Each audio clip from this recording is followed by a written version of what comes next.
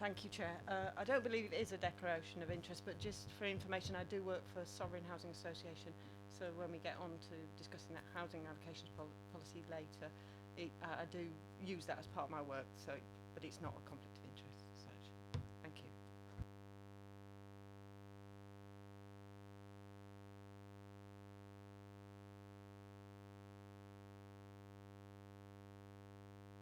Oh. Did anything I say originally come out? Oh my goodness, okay. Right, that's a good start, wasn't it? Can I do that all again? Is that all right? I won't. Did you hear my best wishes to the Leader of the Council, at least? Yes. Okay. Whispered. Whispered, okay, well, I don't know if it's recorded or not, but okay, thank you for telling me that. What I was going to say, I mean, as all local residents sat around this table, we all have our refuse collection responsibilities, and that's collected on a regular basis, brackets inverted commas, so I think we've probably all got the same experiences of late as many residents of the borough have, and we'll hear more about that this evening. Urgent matters, I have none. The minutes of the meeting held on the 23rd of July 2019, this is purely a matter of accuracy. Are you happy that those minutes be signed as an accurate record? Okay, thank you. Can I just confirm the fact, what I intend to do this evening, we've got two main items on the agenda, but having regard to the fact that we have got members of the public here this evening who wish to speak on item 6, the refuse collection contract, and I've got 4 councillors certainly who wish to speak on the same subject, visiting councillors. I'm going to take that item first, and the review of the housing allocations policy, item 5, after that. I hope that meets with your approval. I'm also going to give the Leader of the Council, Councillor Radigan, the opportunity to say a few words in regard to the item relating to the refuse collection contract. But by way of my own intro, just to say that, as you'll see, it appears as a chair's item on the agenda. I raised it in that way because of the multitude of complaints I received both directly and indirectly over a period about what I describe, I think, as the failure of the contract. And it was so pressing that I thought it did warrant some attention by the Scrutiny Committee here this evening, hence its inclusion. I think I can put it on record. I made representations, obviously, for it to be supported, obviously, by the presence of the Cabinet member and officers. That wasn't given to me, but nevertheless, we've proceeded with the item here tonight, and I think we'll make some reasonable contribution to the debate, and I hope with some outcome. And I'm genuinely pleased, as I say, the Leader of the Council has come along this evening on behalf of the Executive to respond to anything that might be said, so I look forward to that. So my process here this evening will be for Councillor Radigan to make his comments first of all. Then I will invite the, I think probably 2, or is it 3, 2 members of the, I've got 3 members listed on my public participation, Patricia Litton, Jenny Foster and Alex Lee, but not wanting to speak. That's okay, that's fine. So we've just got the 2 public speakers, which is fine. Okay, so I shall take those first and then move on to visiting councillors. So thank you, Leader. Please say whatever you need at the start and we'll go from there. Thank you. I'm very grateful to Councillor Potter for the opportunity to speak, not just on behalf of the portfolio holder and the officer team who are behind this waste contract, but also as I am the face of the administration, I take responsibility for what happens within this borough during my time as leader.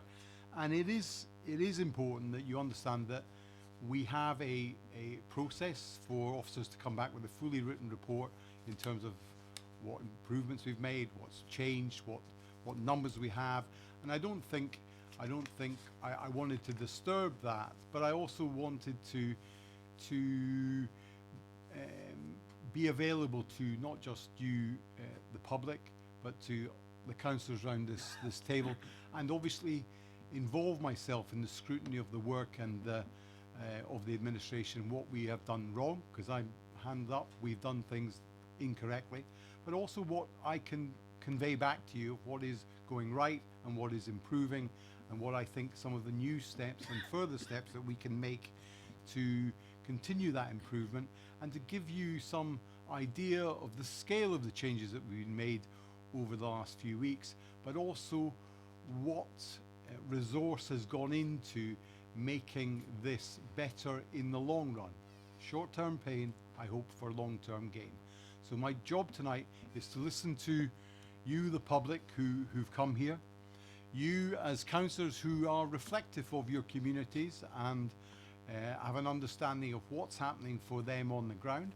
Obviously, individual cases are really important, and with our officer team watching from afar on the webcast, they'll be picking up some of the things that are said tonight that we can follow through and give proper answers to either individual questions from the public or you as councillors for your residents. But I'm here in the capacity of a listener, but also a conveyor of what we've done in the past, and I'm happy to share with that. Once you've shared a little bit with me, I'm going to give you a little bit more of a story of what's happened in our journey to provide you with the best of service that we can provide in terms of your bins and waste. Okay, thank you, Councillor Radigan. Let's make a start, if I may. Could I invite, I think Patricia Lytton first of all, if you'd like to come up to the table in front of you there. Just to say, our arrangements in regard to public participation limit you to 2 minutes speaking, really, but I'm well aware that you've made, no.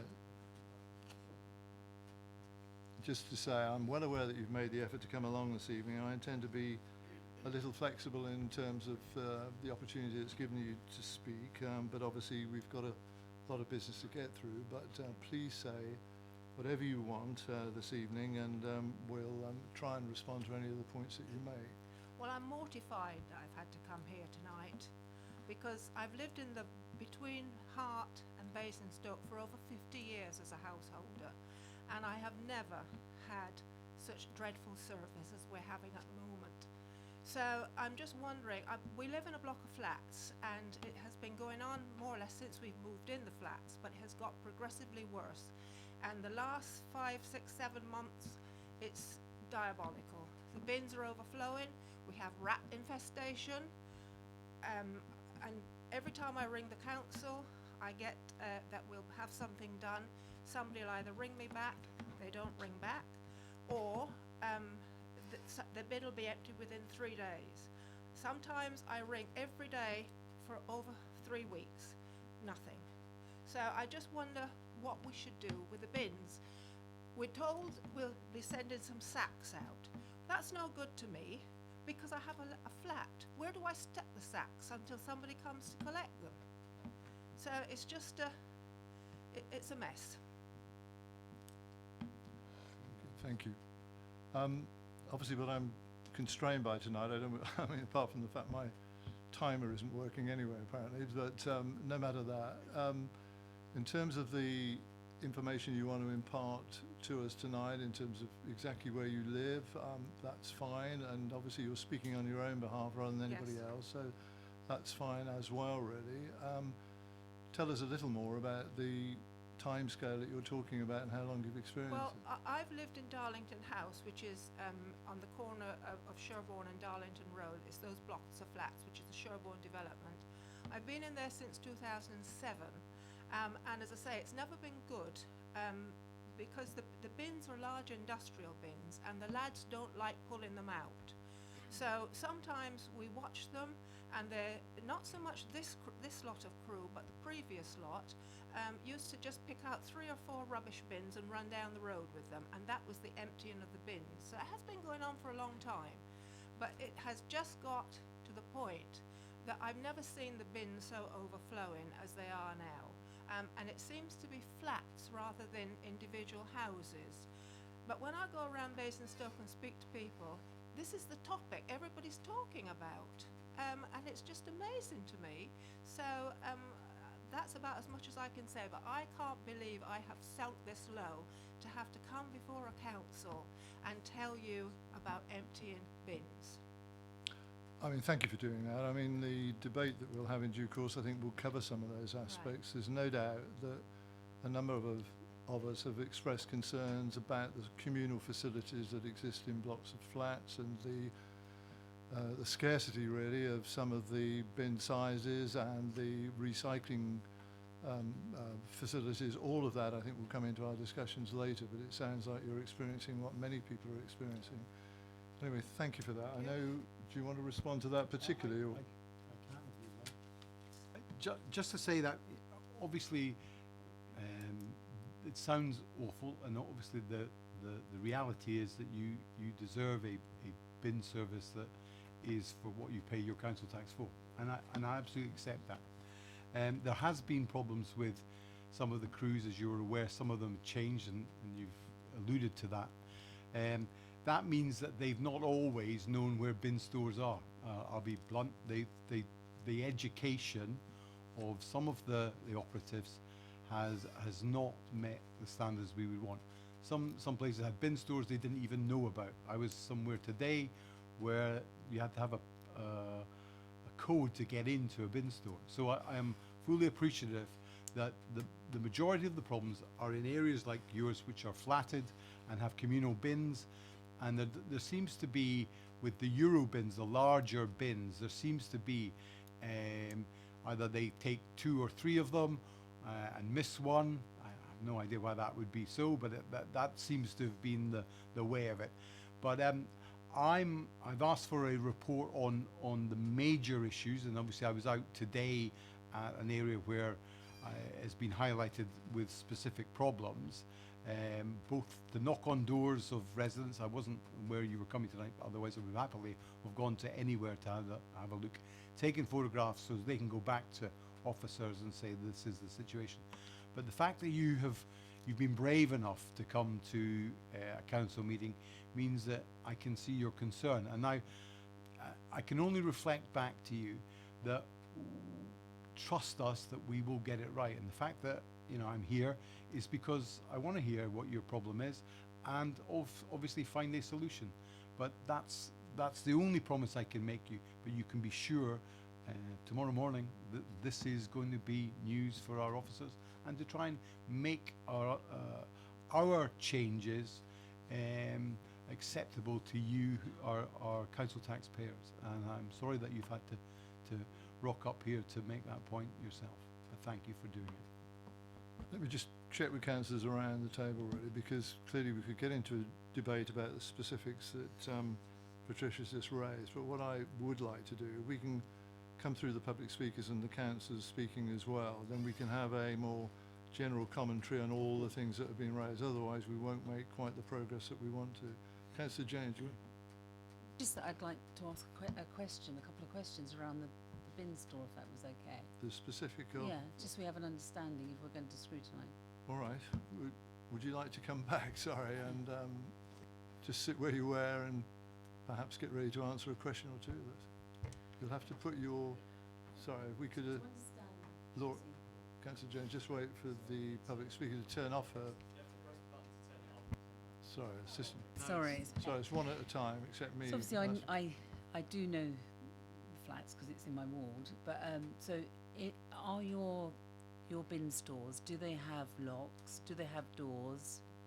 Do you have enough green recycling bins, as opposed to normal bins? Do you think the ratio is right? And do you have enough glass bins for glass recycling? The glass bin is not a problem. That does occasionally get emptied, but it's never overflowing.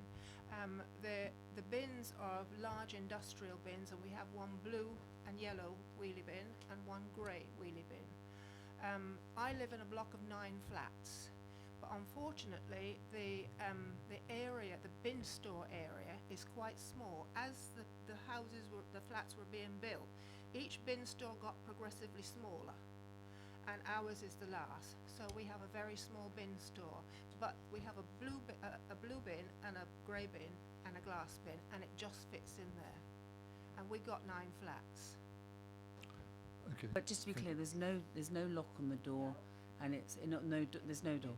It's open. Thank you. So let me just bring in Councillor Frost, who's got his hand up. Thank you, Chair. Thank you very much for coming in. It's a very quick question, hopefully, but can you just explain to everybody around here and educate myself, what do you put in the blue bin and what do you put in the grey bin?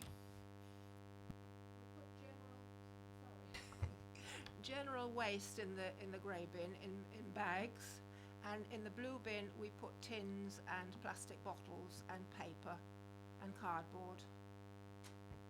Thank you, Chair. Okay, thank you very much. Thank you, Patricia, that's fine. Thank you for now. And could I invite Jenny Foster to come up and speak? And I should have said, we have this system where you press your big button on that machine that's in front of you, and that allows you to speak, and then you put it off if somebody else is trying to do it. You've probably gained that already, but thank you for that. Please start whenever you want. Well, along with Trish, I've lived on the estate for 12 years, and as she pointed out in the beginning, the bin service was never perfect, but has obviously become increasingly worse since they took over in October.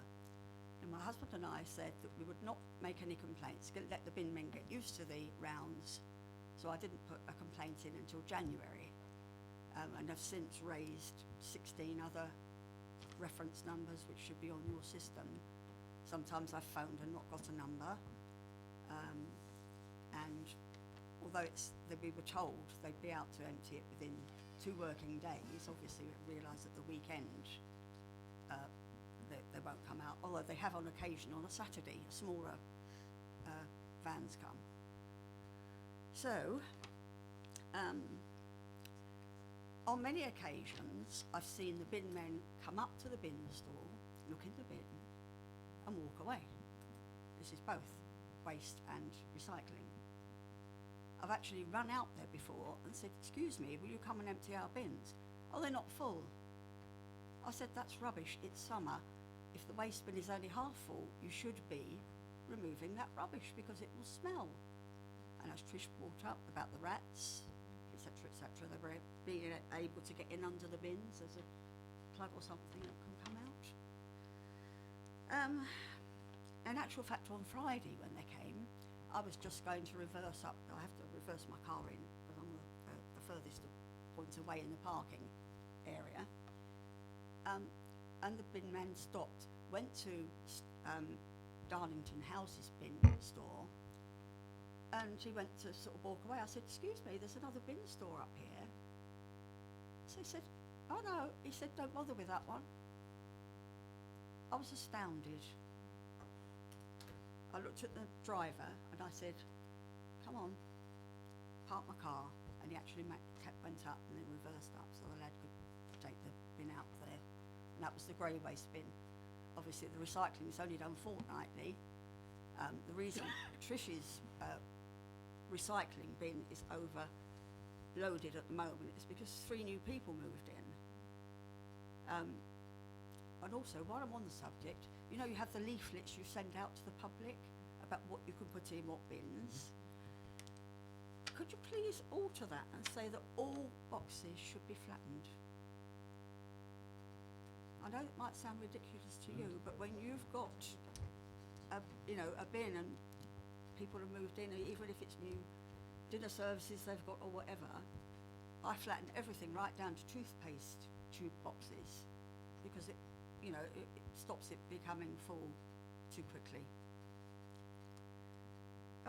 The dustman may have complained, I don't know if any of you will have heard about it, but there's an area where disabled people live on the way that the dust cart has to come up to our bin stores, and they park their cars outside. Now, when I've rung up before, they said after they'd finished their round, they couldn't reverse up the road because of the cars there. Now there were cars there Friday when I was there, and he reversed up perfectly well. So it's just excuses, I think, excuses. Right, I said my part about that. The park cars. It's okay, you don't need to, find it. No. Can you tell us where you live? Would you want to say that? Yeah, Is it's there's 4 lots of flats. Oh, I see, sorry, I beg your pardon. 4 Okay. blocks of flats. The Sherborne House, which is accessible from Sherborne Road. Just a different name to the blocks, is it? Yes, Okay. 4 blocks. And then round the corner in Darlington Road is Stephen's house, which they can access quite easily. And then both Bailey and Darlington are done from off Darlington Road down towards where the allotments are. Thank you. And I must say my husband did send a map to somebody. I'm sorry, I don't know his name now. Because of the problem with the days which they were coming. Now we've had our collections changed to Friday, which means now if we've got to ring up, I don't know how long the office is open for, but if we don't make the phone call on Friday, we have to wait till Monday, and then they say it's hardly worth sending anyone out now because it'll be Friday again soon. Thank you for all that. I mean, Okay. we'll try and, if you could just switch your mic off I for a will. minute and allow other people to make a comment. Councillor Waldridge. Thank you very much for coming in and sharing that with us. Like Councillor James, I'm one of your ward councillors and really alarmed by what you've been saying. We have heard from people in Darlington House, but the extent of that is just appalling. I've just got a question, if you may, you said you put in, I think 14 complaints, was it? 16 complaints. Yeah. Can I ask you about your experience in response to those complaints? What sort of response have you got when you put them in? Do you get a response or? Put your mic off then, Oh, Councillor. sorry. Would you like? Sorry, that they should be emptied within 2 working days. But my experience, I think once during that period, a smaller dust cart came out on a Saturday morning, which I mentioned before. But they don't come out again until it's due again. They've not been emptied in between the days. You could just switch that off again. Just to follow up on, so do you feel that I don't want to put words in your mouth, but is that an automated response, and do you feel that people follow up on that and it has to happen within 2 days or not necessarily?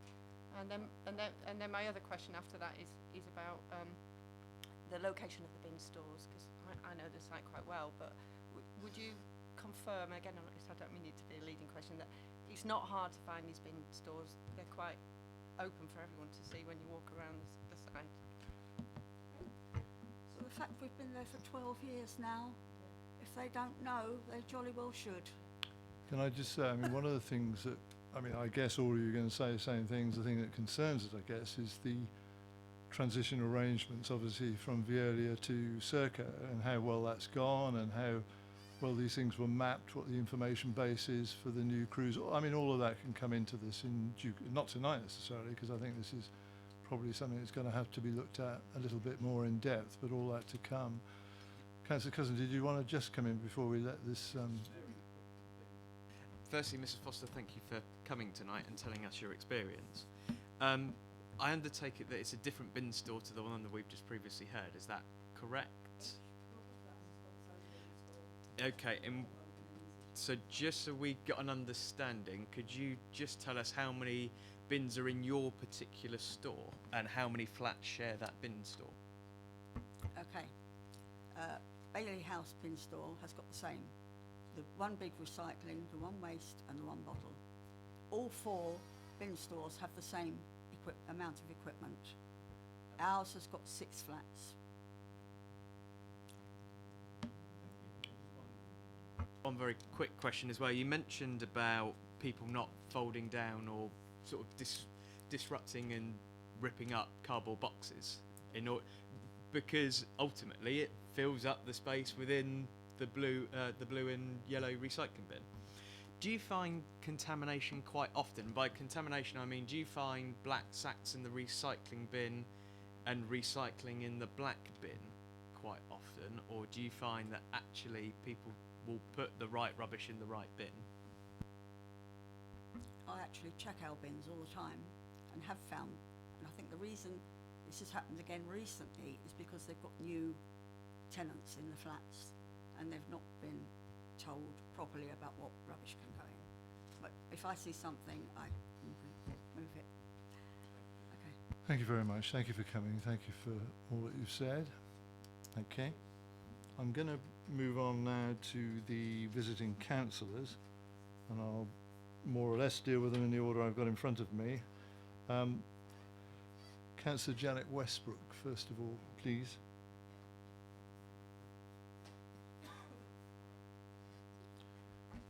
And you all know the system with the mics, of course, so that's fine. Thank you. Thank you, Chair. Before I start, can I just reiterate that these speakers here, that is my experience. I live in a store, not in a store. I live in a property with a communal store, and they do not empty all of the bins every collection time. They do not put the bins back in a suitable place so that you can use all of them. So they're literally pushed into the store. So at the moment we have 3 bins. We can't access 2 of them without relying on residents to turn them round in the store.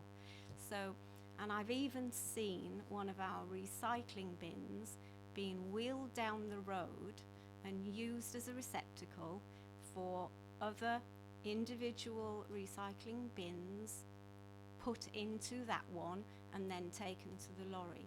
And I don't think that's acceptable.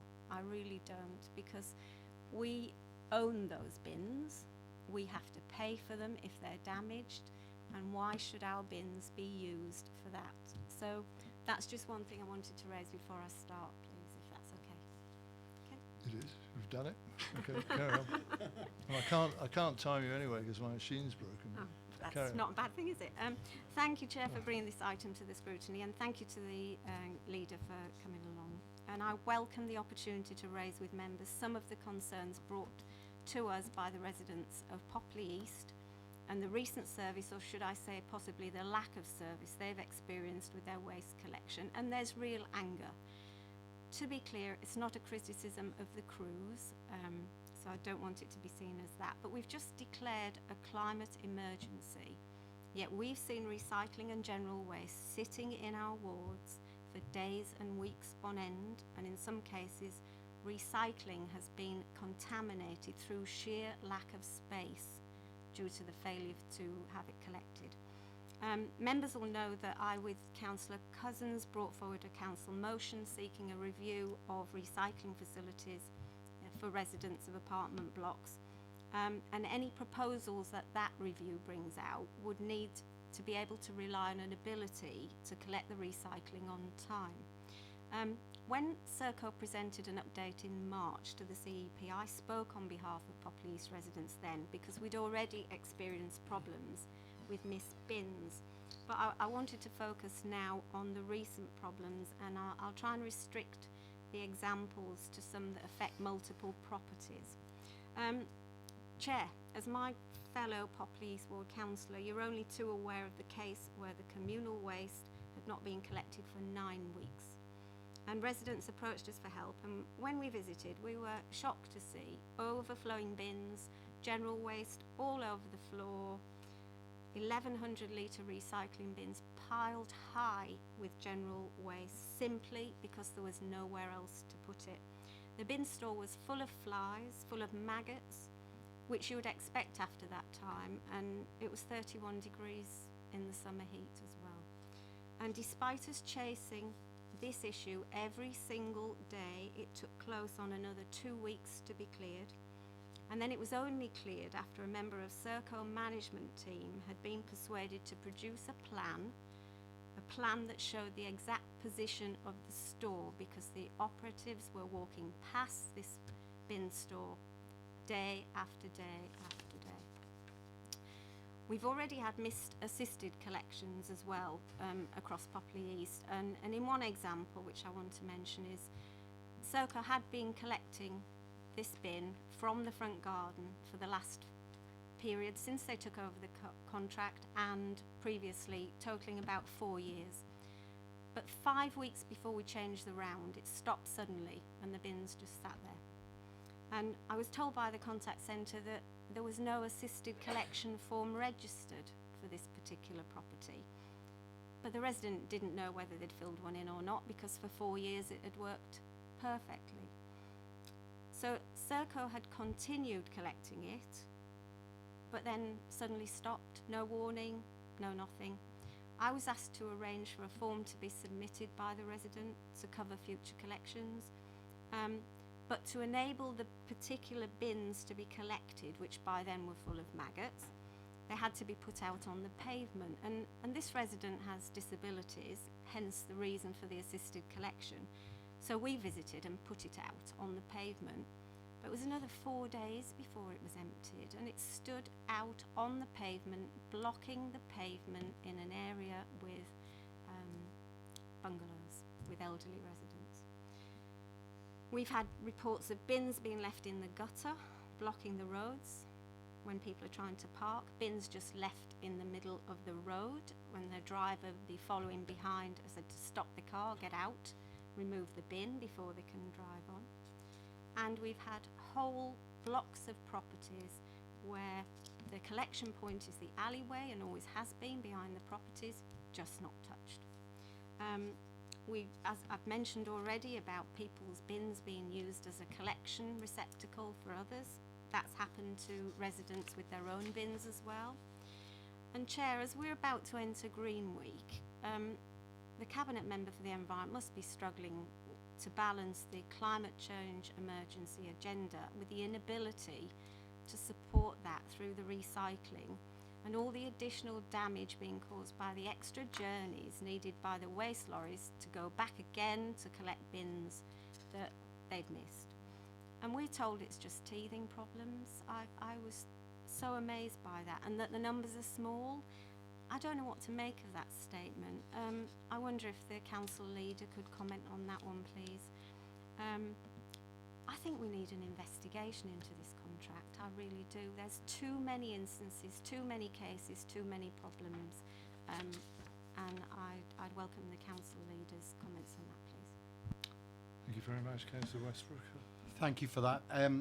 Obviously, there's a number of issues there. Firstly, the volume is 156,000 pickups a week, whether that be from recycling, green waste, and obviously the ordinary black bins.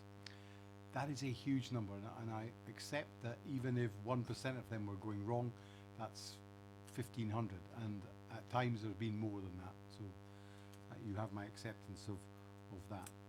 There have been on assisted collections. Just deal with that issue, if I may. There has been some. We have a requirement to speak to people to make sure that they continue to need assisted collections, because sometimes it's a broken leg or it's hip surgery or whatever, and they only needing it for a certain period of time. That is the nature of the beast. We do write to people 3 times normally to say, hold on, do you still require this?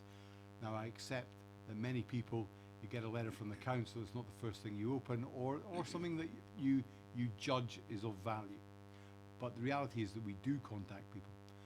And as many of your fellow councillors have contacted me on specific assisted collections, we have done everything in our power to get those prioritised. As you point out, sometimes we've failed. But that, I think, is getting better. The assisted world has a place within our information management, and we are doing everything we can to make sure those people, over a period of time, will be having a conversation with their bin man, so as they know where that bin is going.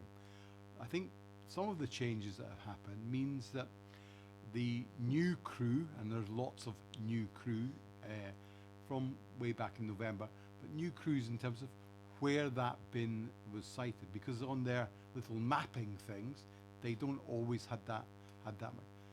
In the past, bin men have gone out of their way to pull them round or collect them from a back gate, just to make it easier.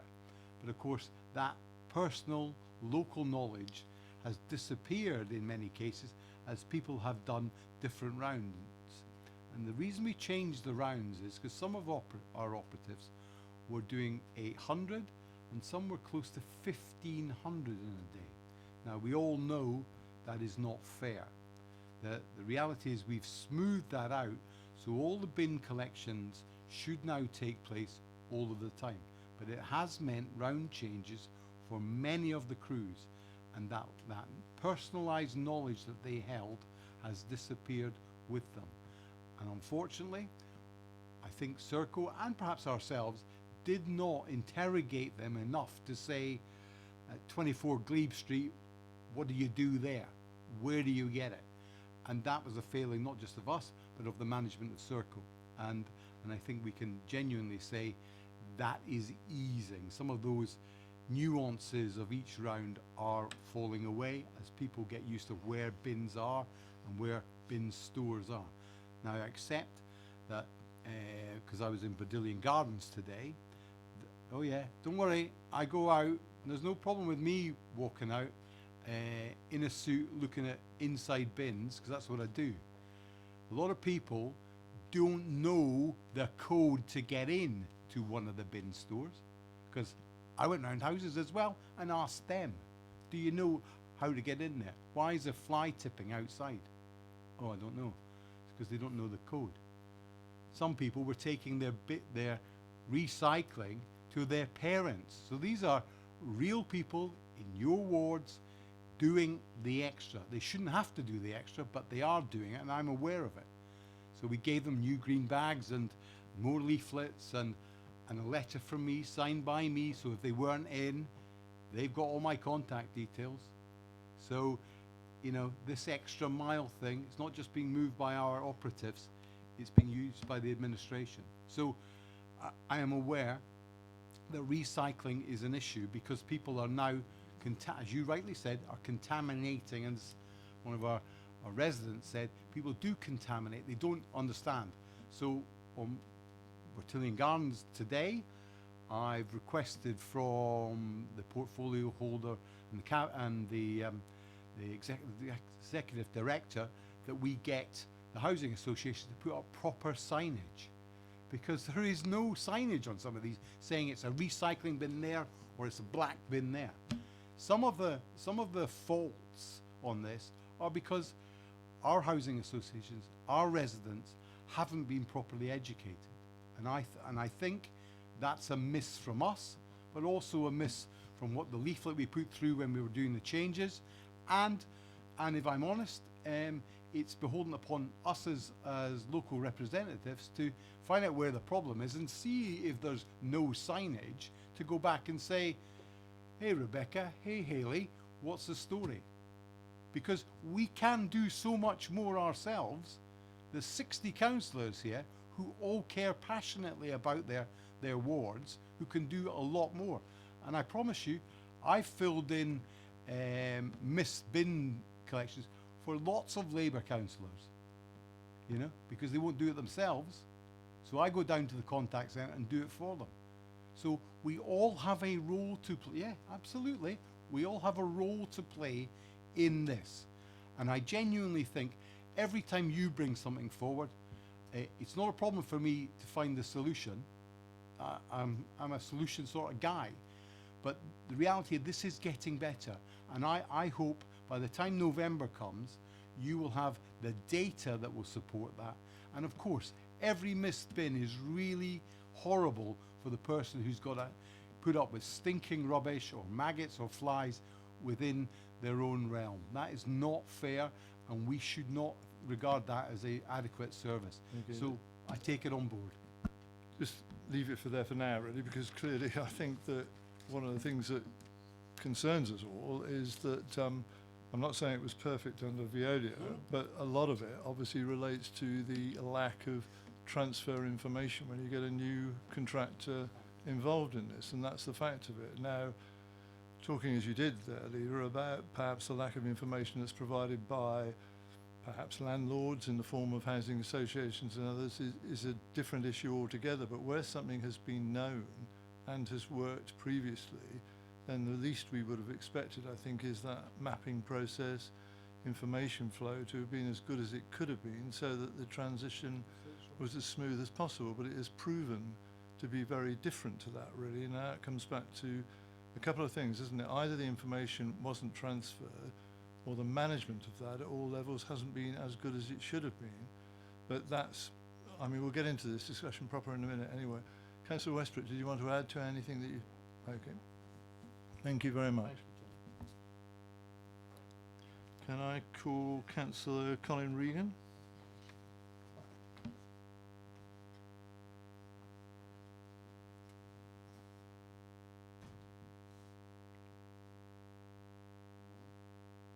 Hi, I'm on there. Thank you, Chair, and I thank the Leader of the Council for appearing facing the fire, something his predecessor wouldn't have done. Anyway, I speak as a... something that always sticks in my mind is when I was first elected many years ago, my dad said, get the bins emptied and you'll always get re-elected. And I think that if the council does nothing else, you should get the bins emptied. And I should talk about my own personal experiences as a resident and actually as a councillor, because it started off as an individual and ended up being a councillor. In the hottest week of the year, our grey bins in my square were not emptied. Tuesday, after the review and the new rounds, it was on the Tuesday and stayed the same. So everybody put their bins out in the square. The bin men come along, pulled them all out, and then quite clear by the end of the Tuesday they were not going to be emptied. So I rung up as a resident and said, well, we won't be today, might be next tomorrow. I said, well, it's 30 degrees there, and they're just grey bins, and the flies are having a feast. It's a environmental hazard. Anyway, nothing happened. Next day, I started ringing up as a councillor and emailing, and still got no response, no positive response. And meanwhile, the flies and the blue bottles and the temperature increased to 34 degrees, and so it started stinking even more. So then come the Thursday, said, oh, they couldn't get into the square. But bearing in mind that there are a lot of gas pipework being laid right across Southam, and that started in March time, so this was nothing new. So the entrance was slightly blocked, but no, and they said they would communicate with the residents. There was no communication whatsoever.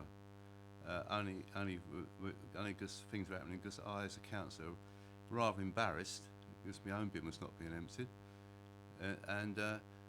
so come the Friday, still no joy, and I got an email, I think, from a Serco manager late on Friday saying something will happen. Well, lo and behold, on the Saturday morning, the smaller lorry turned up, and like the Charge of Light Brigade, it was great. They cleared all the bins and they did a good job.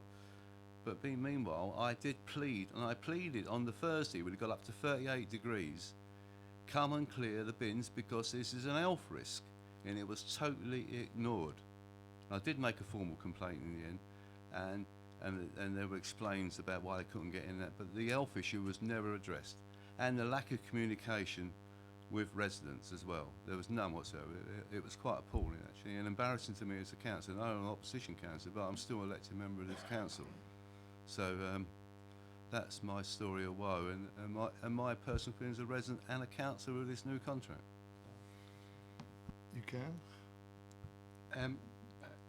Colin, can I ask you, has Paddock Road had more problems since then, or has those problems eased? Because I know narrow access and getting into some places where the gasworks were being done might have posed some problems early on in the change of contract. Is that the case?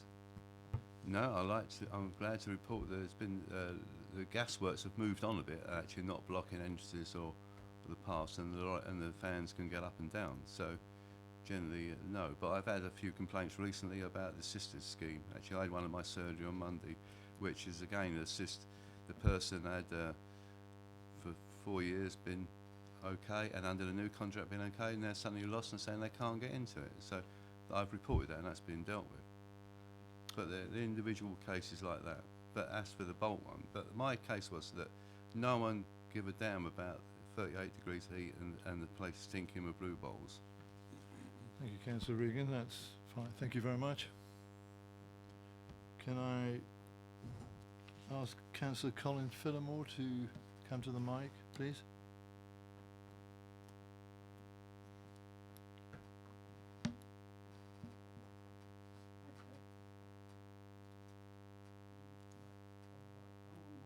I haven't been here for a long time.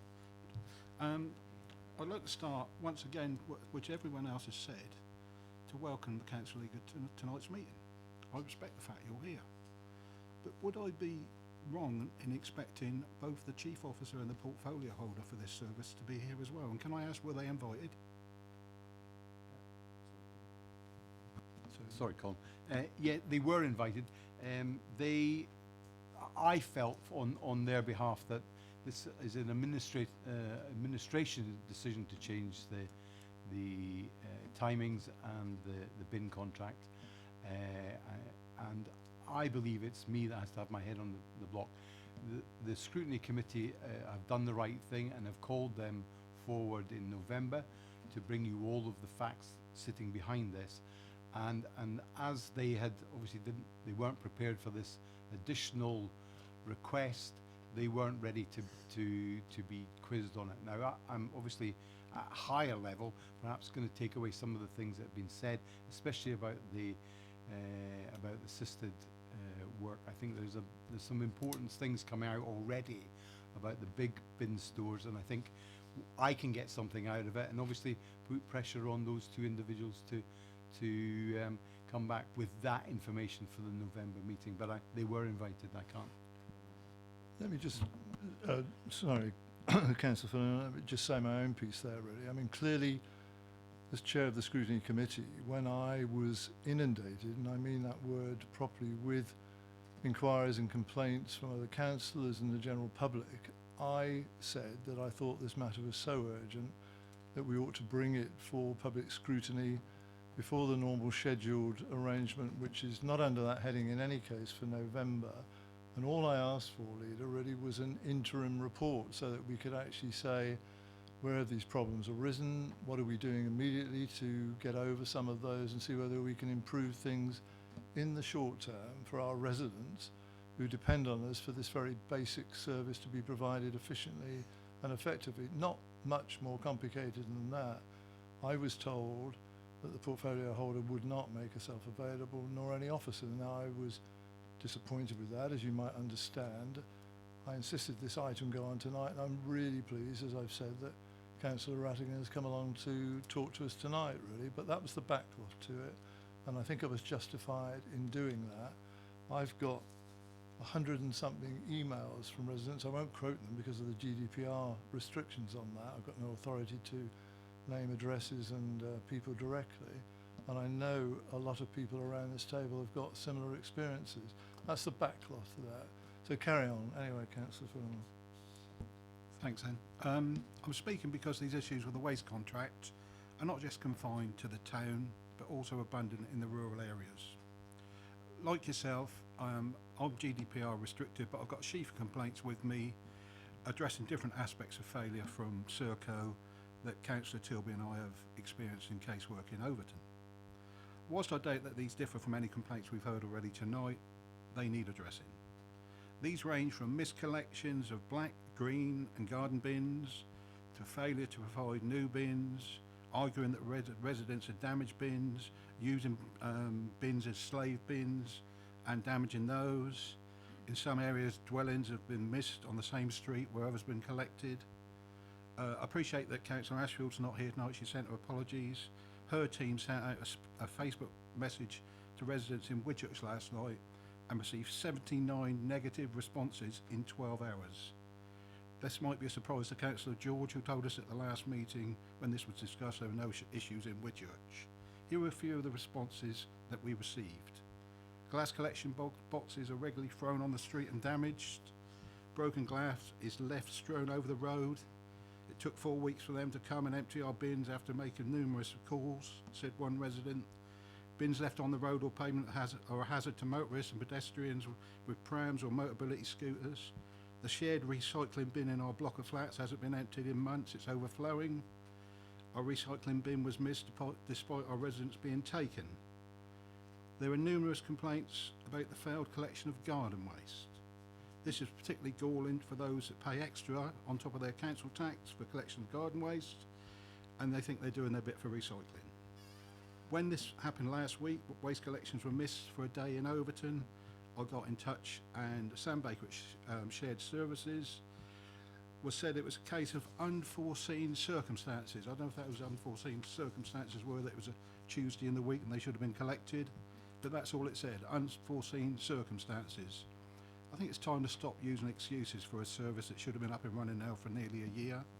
It's a service industry which is not providing a service for our residents. And to go back to a previous comment, yes, there is 156,000 collections, but didn't Serco know the enormity of the amount of collections when they tendered for the job? Thank you, Councillor Fillimore. Thank you very much. Councillor Vox, would you like to come up next? Oh no, it's not on this. I do beg your pardon. I'm advised properly. It's me who's got that wrong. I'm sorry. We'll wait. Wait for you to speak on the other item. Sorry. Councillor Harvey.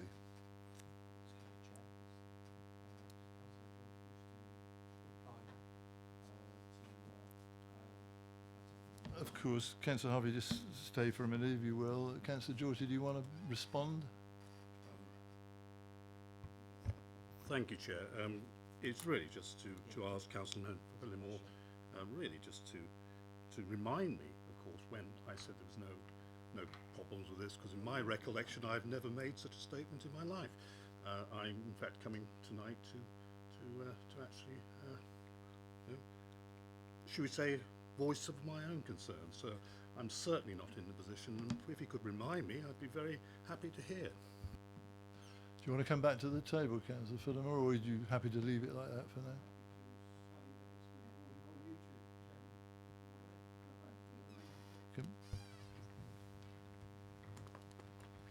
I'm happy to say that it's recorded on YouTube if people will go back to the minutes of the meeting where Serco turned up. Okay, well, we'll look at that in due course. Thank you. Councillor Harvey. Thank you, Chair. And again, can I thank the leader for being here this evening? And in a sense, you know, you weren't in the Cabinet when the contract was let. This contract is 12 months old. That's the point. It isn't as if we're coming at this having just signed the contract. We're coming at this having this over years of experience across the entire borough. And I don't think there's a part of the borough that hasn't had an impact, actually. If you look at our caseworkers councillors, I would be shocked if any one of us hadn't had casework on this, and if we haven't, then we're not looking hard enough, because I'm sure as hell know our residents have faced the issues. I think the issue comes back to Serco and the contract and the quality of the contract and whether or not it is itself fit for purpose, and whether or not from our fiduciary responsibility on the basis that this is the largest single financial contract that this council will sign on behalf of its residents. And if we cannot get this right, what the hell does that say about this authority? And that is a very serious point in terms of scrutiny and analysis and understanding as to whether or not we did the right thing by appointing Serco in that contract with those terms of service that our residents are now suffering from. And on that basis, I think a review is very well what it should happen, a serious independent review, so that residents can have confidence in the service. It would be wrong for us as an authority simply to do a review and mark our own work, as it were, but navel gazing isn't going to get us through this. Our residents genuinely are angry and frustrated. And to be honest with you, in terms of some of the emails you see and the conversations we've had, despairing. They ring up the contact centre and get nowhere. They ring up the contact centre and are told, we'll be out tomorrow to collect your bins. And they're not. They ring up the contact centre and are told, yes, the bins were collected in your street today. No, they weren't. The bins are still out there and they still haven't been collected. So there is a complete miscommunication of actually what is the reality that our residents are facing, as opposed to what the council staff in this building know is going on, as opposed to what Serco are actually doing. There really is a really serious issue of responsibility and accountability for what residents are experiencing. There are issues around recycling, the grey bins and the green bins and the bottles. It's right across the piece. There are issues to do with blocks of flats, there are issues to do with streets, there are issues to do with the assisted collection scheme. There isn't a part of the service that hasn't had problems, because Serco simply, in my view, at this moment in time, are not fit for purpose. I really believe that with what we're faced with. Let me give you one anecdote of many, of lots. we had an 85-year-old gentleman that came to our surgery 2 weeks ago. Lovely gentleman, walked all the way from his house in Fremantle Close, and he's on the assisted scheme, and he has literally had no support for a good couple of months, and his bins were not in a good state, as you can imagine, but he came to share it with us, and we wrote to the officers and said, this is the situation, we need this sorted. The actual letter came back that, well, they understood, and, oh, yep, hands up, he's got steps in his property, and that's a problem. Yes, it is a problem. It's a problem from an 85-year-old widower who can't get his bins up the steps to be collected in the first place, and we're telling him we've got a problem with his steps to get his bins collected in the first place. It is crass. It is beyond crass that is this council's response to that resident's request for help and assistance to collect his bins that have always been collected under Veolia, but it's all gone pear-shaped under Serco for him. That's his experience of it. It's shocking. That was the response from this authority. And I know the leader has many stories of his own, I'm sure, in terms of his own experiences. This is not unusual. We have stories of bin men breaking into flatted blocks, the bin lock, to get into them in the first place, because they haven't got the codes. So they break the lock to get in to empty the bins, and then is there any wonder that the bins are then contaminated with fly tipping and the rest? Because it's wide open to whoever wants to put their rubbish in there. We've got bin men walking past fly tipping outside the front of the bin stores, ignoring it because it's on the ground. It's not their responsibility. Leaving it for our other ops teams to deal with those issues. We've got residents who are walking past with waste, dog waste in this respect in particular, left outside of it, no one reporting it. We report it, and it still is an issue dealt with as councillors. It's not as if councillors aren't doing their bit. I think councillors really are doing their bit, and you've helped obviously in terms of reporting. I get that, but it still isn't getting a result, and I don't know whose head we have to bang against which wall to get a result going in this authority to get the situation changed. It really is, and it isn't, and this was insulting, I think, to so many residents. And the idea that it's teething trouble, the idea that we're really sorry, but it's teething trouble, the insult that comment has caused to so many people, it was crass. It really, really was. And I just think there needs to be some accountability here. So yeah, we've got all of these issues going on, and I could carry on. I've got copious amounts of them, but the point being is what we do about it. I really believe, Chair, that whatever comes to you in November needs to be an agreement, I feel, to have an independent review of the contract so that we can have confidence in the contract. And if we can't, then I'm sorry, like Canterbury, like other authorities, Serco should be sacked from the contract, and we should have a new contract with somebody who we do have confidence in. Because quite clearly at the moment it's a mess. It really, really is. And residents deserve better. And I know we share that view around the table. I don't believe we don't, but we've got to do something about it. Thank you, Councillor Harvey, for leaving that thought with us, obviously, as a committee. I'll bring you in, Leader, if I may, just for a minute, but I do want to just give other members of the committee a chance to make a comment, contribution if they want to. It's not obligatory, but obviously I'd like to think other people would share their experiences if they want to with us, and then we'll... Do you want to come back straight away on that point, or would you prefer to raise it? Yeah, no, with your permission, Chair, I just want to deal with the Canterbury contract. That contract reached the end of its life, and I have to be really honest with it, they weren't sacked from it. They didn't re-tender on it and didn't get... The contract went back in-house, a facility that we don't have. No, I'm just...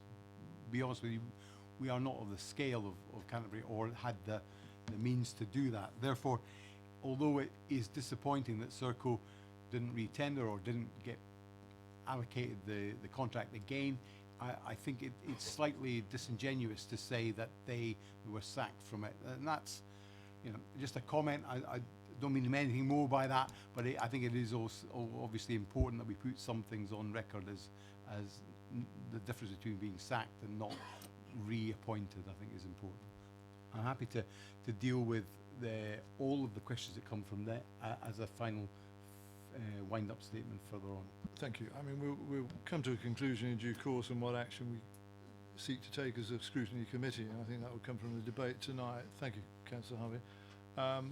I just look around the table if there are others who want to make it. I know Councillor George does, Councillor Carruthers, in this order, Councillor Tilbury, Councillor Woodridge, Councillor James and Councillor Cousins. I'll do it in that order if somebody can remind me. Is that all right? Oh, sorry. Sorry about that. Just start on the left. Yeah, and Councillor Frost I missed in my going round, so it's just about everybody. That's fine. Councillor George. Thank you, Chair. Very quickly, as everybody must, all the councils have their inboxes full of these things. But there has been a subtle change, and I think it's worth pointing this out. I think if we look back November and what have you, it was missed days. That was a big issue in those times. It was, people didn't get there on time, didn't get on those days, and frankly, it took a little while to get around that, and then we changed contracts and things like that. But it's missed days. There's a subtle change now, and certainly where Whitchurch is missed locations, which is the big issue, and that does fit into this issue of handing over. However, having said that, the one thing that is unusual now is the persistence of these problems. It's coming back time and time and time again, and that is the big issue. Yes, everybody can understand they've missed this location, they didn't know about it and what have you, but even when it's pointed out and issues raised, it continues to come back into my mailbox time after time after time again. So I think if we're looking at one way, is absolutely making sure those routes are understood, and we really need to concentrate on that, because and again, assisted collections, I've had those on my list as well, but it's really, we were promised also video cameras on these things so people could track where they're going. Surely it should be relatively straightforward to understand where these lorries are going and where they're missing things. You can go back and track these things. So we have the technology, I understand. That's what we were told when this contract came in, to do these sorts of things. Really, why aren't we using it, and why aren't we using it to rectify the problems? I think that's the big issue I've got, really. And it is that learning curve we've got to go up, clearly. The other thing I would say is, unlike the blocks of facts, which are difficult to access, most of the problems I've found are in areas which are dead ends. People have got to go in there, or out of the way locations. So it is clearly, if I look at the lists, it is those more difficult locations to get in. But even having said that, having had it pointed out, they should still go back. And the other thing I would agree is the sorts of excuses that are coming up with are frankly insulting, and residents are coming back and they don't recognise the excuses that are coming back, and that's not good for us. If we're telling them reasons and they're saying, well, that's clearly not the case, that's really insulting to our community. I think that's all I'd like to say. Okay, so I'm going to work on my list. It may not be quite right, but I'll do it. And I mean, you'll all get a chance, so don't worry. Councillor Carruthers. Couple of points, really. First off, in terms of Tadley South, which is the ward I represent, the change of day, I actually think that was handled really well. I think that was communicated brilliantly, and I haven't had any negative comments. People seem to have kept up with those changes. So I think that's a positive thing, that the way that we handled that. As for my ward in particular, something that's been flagged to my attention by quite a lot of residents, hasn't been mentioned tonight, is garden waste. That's been a really big problem in my area as a more rural area. We've had an awful lot of problems where people are not getting their garden waste collected for weeks at a time. And these are people living in narrow rural lanes, so they're having to leave these bags out at the end of driveways on narrow single track lanes, and they're saying to me, I'm having to bring it in every day because people can't get down the lane because this is on the public highway because of where the properties are. So obviously people who are choosing to have the garden waste, they're paying for this service over and above. I've had a few residents say to me, I've contacted the council, I've told them if it misses the next collection, I want my money back. And I don't think this is acceptable for something that people are choosing to go out and pay additional money for in rural areas where people are producing vast amounts of garden waste. That's something that is coming back from my area quite a lot. Just to confirm the point, I mean, it goes without saying, does that these same residents would have had that service provided before Serco by Vieira, and it worked okay then, is that right? I certainly wasn't contacted about this issue previously.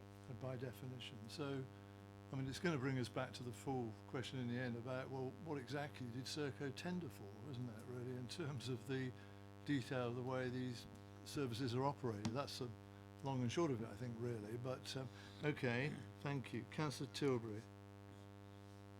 Oh, thank you, Chair. Yeah, I mean, go along with most of the comments that have been made. I mean, certainly the flat, so I come across a bin store where there were other issues there, but the residents have raised it, went up there, 3 days after they were supposed to have been emptied, all 4 bins were completely full, overflowing. And there was no way, and this was for 8 flats, so they had twice as many bins as the poor lady there, and yet these, and the big Euro bins, these are the big 1100 litre ones, they were all full. They do have a lock on the store, but actually anyone can open it, because if you open both doors at the same time, they just come apart, so completely pointless. And they say that, you know, the people are taking rubbish up there because they know they're using it as a local household waste recycling centre, and trying to get the housing association who own this one to do it, it's very difficult. But I mean, we've had this. I mean, I raised issues at the beginning of this contract. I had concerns just about employing Serco in the first place. They are not a big contractor in this business. I think at the time they had about 3% of the UK market. Veolia had about 30 or 40%. They are a big player in this, and we've used them since before I was a councillor, 17 years ago, since the 90s, without any real problems. I mean, in an average year I might get 3 or 4 complaints about bins. I get that many a week now, and this has gone on for over a year, you know, and I spend more time looking in bins than I do anything else these days. You get a bit fed up with it. But the other thing that came up when it was flagged up to me, when someone was complaining, ironic, about their neighbour not recycling properly, that we flagged this up on the performance panel some time ago. That one of the issues is why has our contamination rate gone up from 10% to 18% in the last year? Well, when I spoke to the staff at Hart, they said, well, actually, we do allow a certain amount of contamination rate, you know, because someone was complaining that this resident was putting the wrong stuff in there, cellophane, the wrapping paper, plastic packaging stuff, and food trays, those sorts of things, and they say, well, that's sort of acceptable when they take it out of the MRF, the recovery centre. Well, that just seems a bit back to front to me. That isn't, you know, I thought if people were putting the wrong stuff in there, and at the same time they were saying the other complaint that I'd had was that they're not actually checking the bins, so they're supposed to lift it up and see if it looks about right, you know, if you see lots of the wrong stuff in there. We used to say to the resident, we used to leave a note, put a hanger on the bin, say you're not recycling properly, as the lady said, you know. If people don't know, they'll carry on doing it. But apparently we're not doing that anymore. And then, you know, well, I think we don't need to ask officers to why the contamination rate's going up. I think it's pretty obvious, really. We're allowing it to happen. I suspect Serco are doing it to save time, because they're struggling to get round these things to do the contract, because they underbid it. They underbid what Veolia were doing. You know, not by a massive amount, but obviously we'd assume that after 7 years we'd have assumed the Veolia contract would have gone up, and I think we tried to get them to do it for less. And I was actually on the members advisory panel that looked at the contract, and one of the things we raised said, well, you know, could we consider bringing it back in-house? Not that I would have been overly concerned about that, because Veolia were doing a good job. Why would you bother? But we were told we couldn't possibly do that because we'd have to buy all the waste trucks. Well, of course, what's happened now? We bought the waste trucks because we've lent Serco the money to buy our waste trucks. So we could have done it ourselves anyway. You know, and where did that suddenly appear in the contract? The whole contract process was quite opaque. When we came to the point that we were told Serco were getting the contract, we were, how did this happen? So, well, from memory, it was sort of, well, we gave delegated powers to them some months ago, and so when that came forward, the officers can make the decision. I think, well, that isn't very clear, and as you say, it's not even clear what they're supposed to be doing, because it appears now that they're not checking these things properly anymore, as they used to do, and if there is a problem, they're not telling the residents, so things will just carry on getting worse. The contamination will go up. Our recycling rate is one of the worst in the country, and it's actually going down again now, and it's not hard to see why, is it?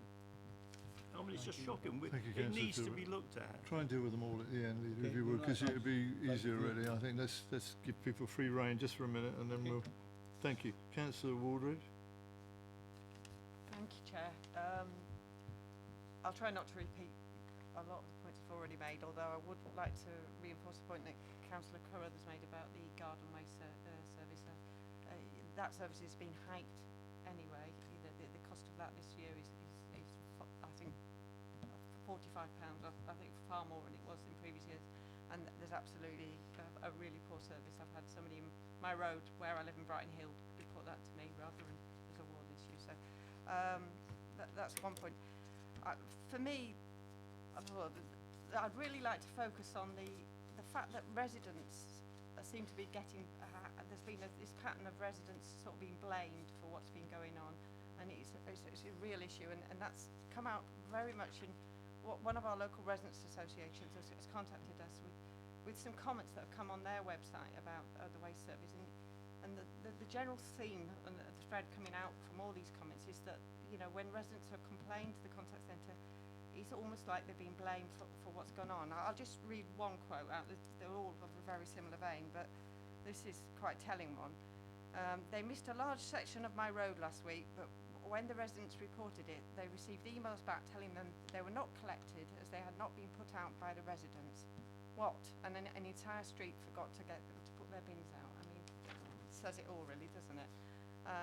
So that's a big issue. I would like to come back to the assisted scheme, because it's been sort of talked about a bit already tonight, and the council leader, you know, mentioned about it being largely attributable to lack of knowledge, and I think that is a large part of it in some of the cases we've had. But I think it's deeper than that, because I've had one particular case where the same resident has come back to me week after week, or you know, with the same problem, and in this case, it's completely inefficient, because this officer has been out to visit her on at least 2 occasions to work out precisely where this bin should be, and report it back to whoever in Serco, but it's just not being translated down the line. So it might be local knowledge on the ground, the crews on the ground, but it certainly isn't from the council's perspective. So there's a big communication issue somewhere along the line. So, and I don't think it's entirely, you know, I don't know where it is, and I think that really needs looking into when we look at this. Anything else? Yeah, I mean, I think that was mainly it. I mean, I will fully support what my colleague, Councillor Harvey said about the need for a full independent review and all I'll get the leader to respond to that at the end anyway, thank really, because that's going to be a theme, I think. Yeah. Councillor James. Thank you. If I can pick up first of all on the assisted service, the leader said that there have been 3 letters sent out and they've been missed. I actually think that needs to be scrutinised, because there's so many people here tonight and so many councillors. I don't believe that to be the case. The gentleman that came to visit us at the surgery hadn't received anything, so I think that has to be an issue. Is it that the assisted scheme isn't working because residents haven't responded? These are people that have had a service. This gentleman was late 80s, very disabled. He wasn't someone who had a broken arm. So is it that, at what point did you write out? Did you write out? So I'd like that to be looked at in some detail. I'd like to see those letters and when they were sent out to those people, how many people responded and how many didn't. So in relation to your, Councillor George, why did your residents not receive that service? I think it's worth us really looking at in some detail, really. Going back to that gentleman that came up, he actually walked all the way up to our surgery, which was a really long way. We were really concerned about him, and he had a frame. He came up because he didn't want to ring the council anymore. He'd rang 6 times to the council, got nowhere over many months and many weeks, and kept ringing, and in the end he stopped ringing and wasn't getting the service, but it actually cost him £8, and we bought his phone charges to show us, and he'd got into debt with his phone because he had been ringing, and he showed us the debt that he was in. And he said, I can't keep ringing. I'm on the phone a long time. They don't come back anyway. They don't respond. It's not happening. And like Paul took him home, and he went, and when he took him home, it was appalling. He was down loads of steps, and he had trouble himself getting down, but they were expecting him to lift his bin up the steps. So that's just one example. We've had so many. So I would like to understand in some detail why this system now is failing when it has never failed before. In relation to the complaints, I think we also need to understand as a committee what is a complaint, because I think we've had this before in relation to other issues, in relation to grounds maintenance and things. We assume that or when a resident rings in, that they assume it's a complaint. Now that isn't recorded as a complaint. I think we need to be very clear what is a complaint and what is not a complaint. Is what is recorded as a complaint and what is not. So in relation to, is the only thing that gets recorded, is it a corporate complaint? So if a resident rings in, because what we were told when we raised this issue, and we was horrified at the number of people that rang in relation to the state of the estates, and they were ringing in. There were hardly any issues that were rang in, and it appears that the cabinet member is saying the same about this. This isn't an issue. So is it when someone rings in, we were told on that issue that it was just recorded as an issue, so it's not a complaint. So I think we have to be really honest with our residents, and I think it's positive if they want to make a complaint, we should make it possible for residents to complain.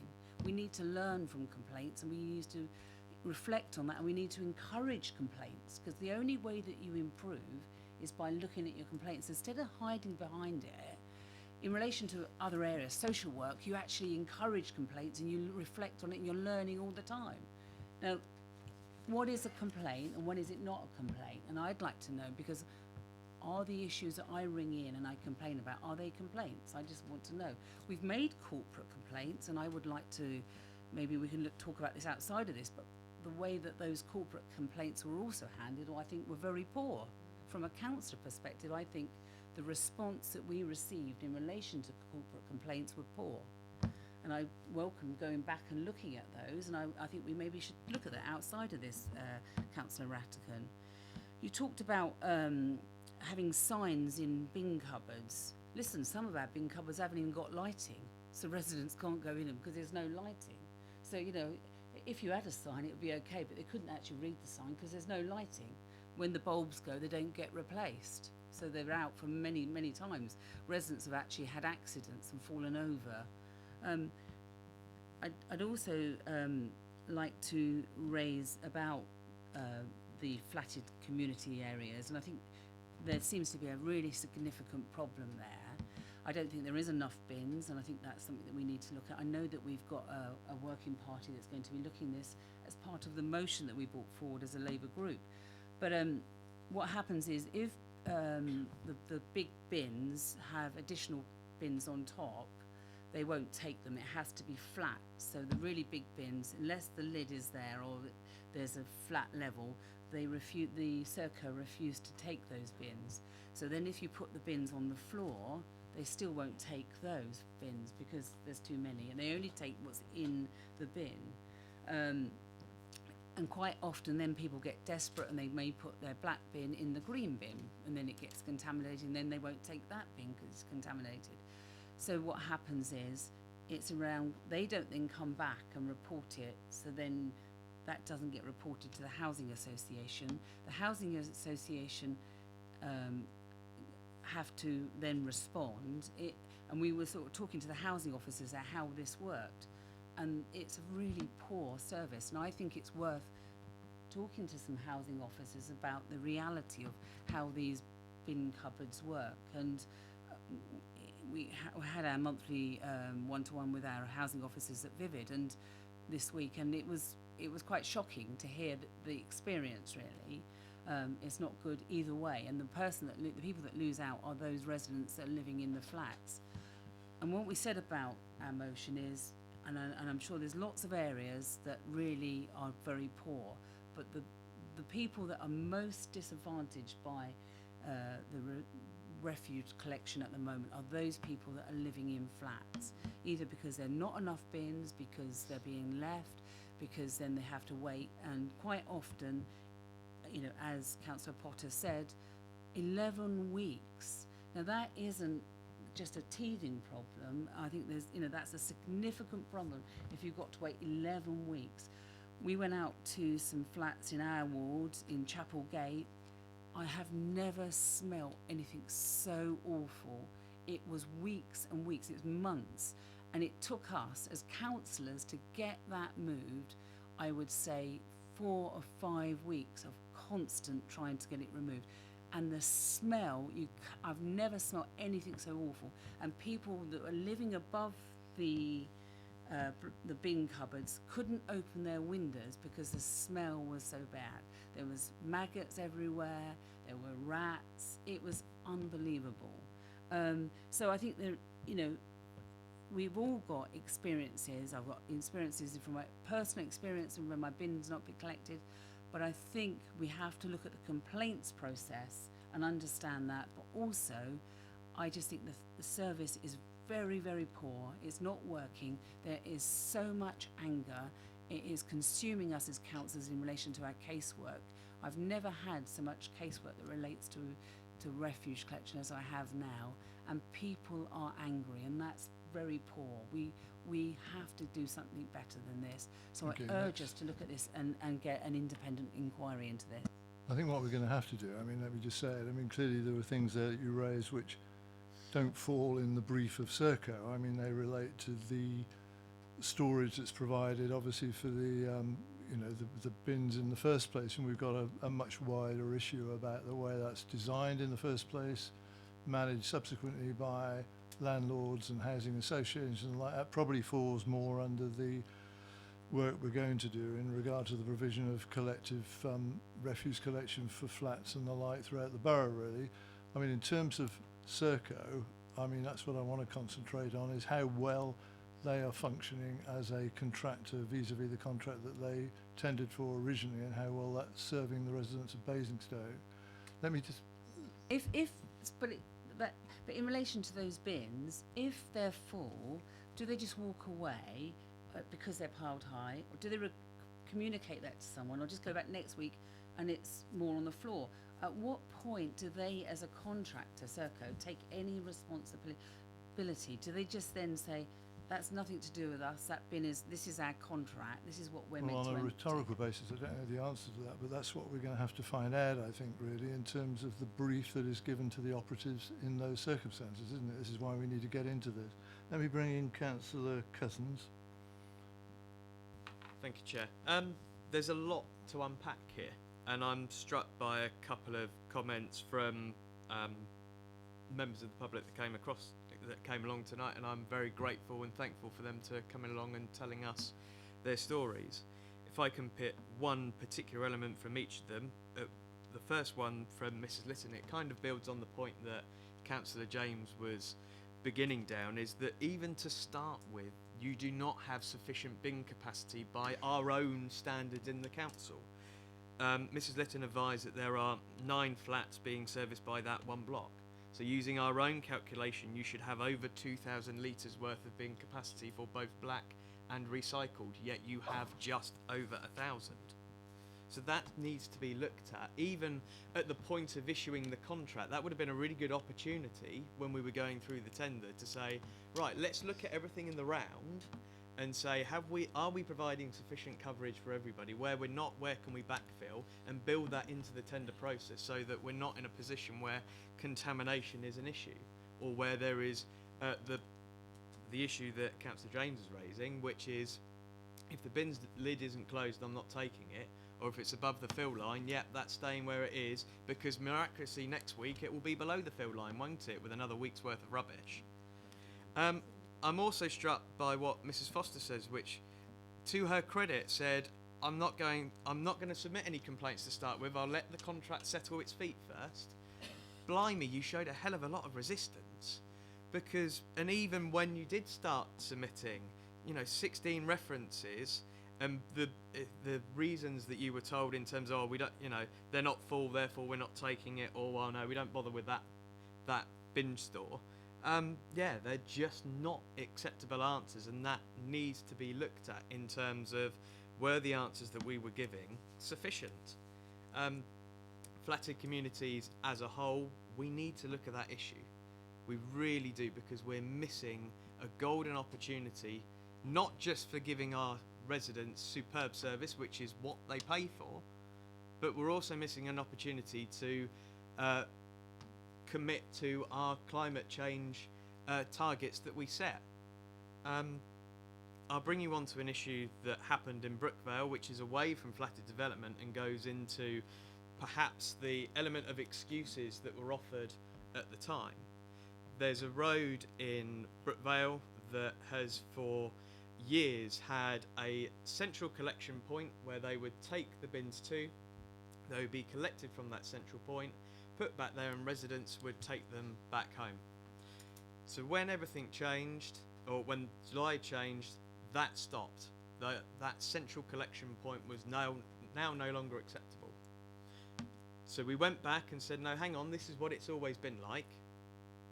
To which the response was, oh, we can't get down that lane until Hampshire County Council cuts the head back. We can't get down the lane until they cut the hedge back, let alone the fact that the road has got a 7.5 ton restriction on it. So they couldn't have even got down it in the first place had we have cut the hedge down. It was only after reinforcing those points of, look, stop dancing around from the issue. This is what's happened. This is what the residents have always done for 60 years plus. This is what they've always done, and yet it was, oh, well, we think we could probably dance around that with a, no, we don't want to do it. We don't want to do it that way. We want to change the rule book. It's not acceptable. And I want to pick up on something that Councillor Carruthers said, which was from residents who are having the green garden waste collection. They're paying, over and above what they pay in terms of their normal rates, and in particular what that one resident said, which is, if it's not collected this week, I'll have a refund, please. I think residents that have had really bad service, those 9 weeks, 12 weeks, are probably just as entitled to ask for a refund on their element of council tax. I want to come finally to one point that Councillor Rattigan made, which was, I take responsibility for what happens. And I think that's true. I think you are, by being here tonight, you are showing that you are taking responsibility for what has happened. However, I don't necessarily think that the responsibility fully lies with you. We have had a portfolio holder who has looked after this brief for a very long time. Our recycling rate is poor. It is appalling.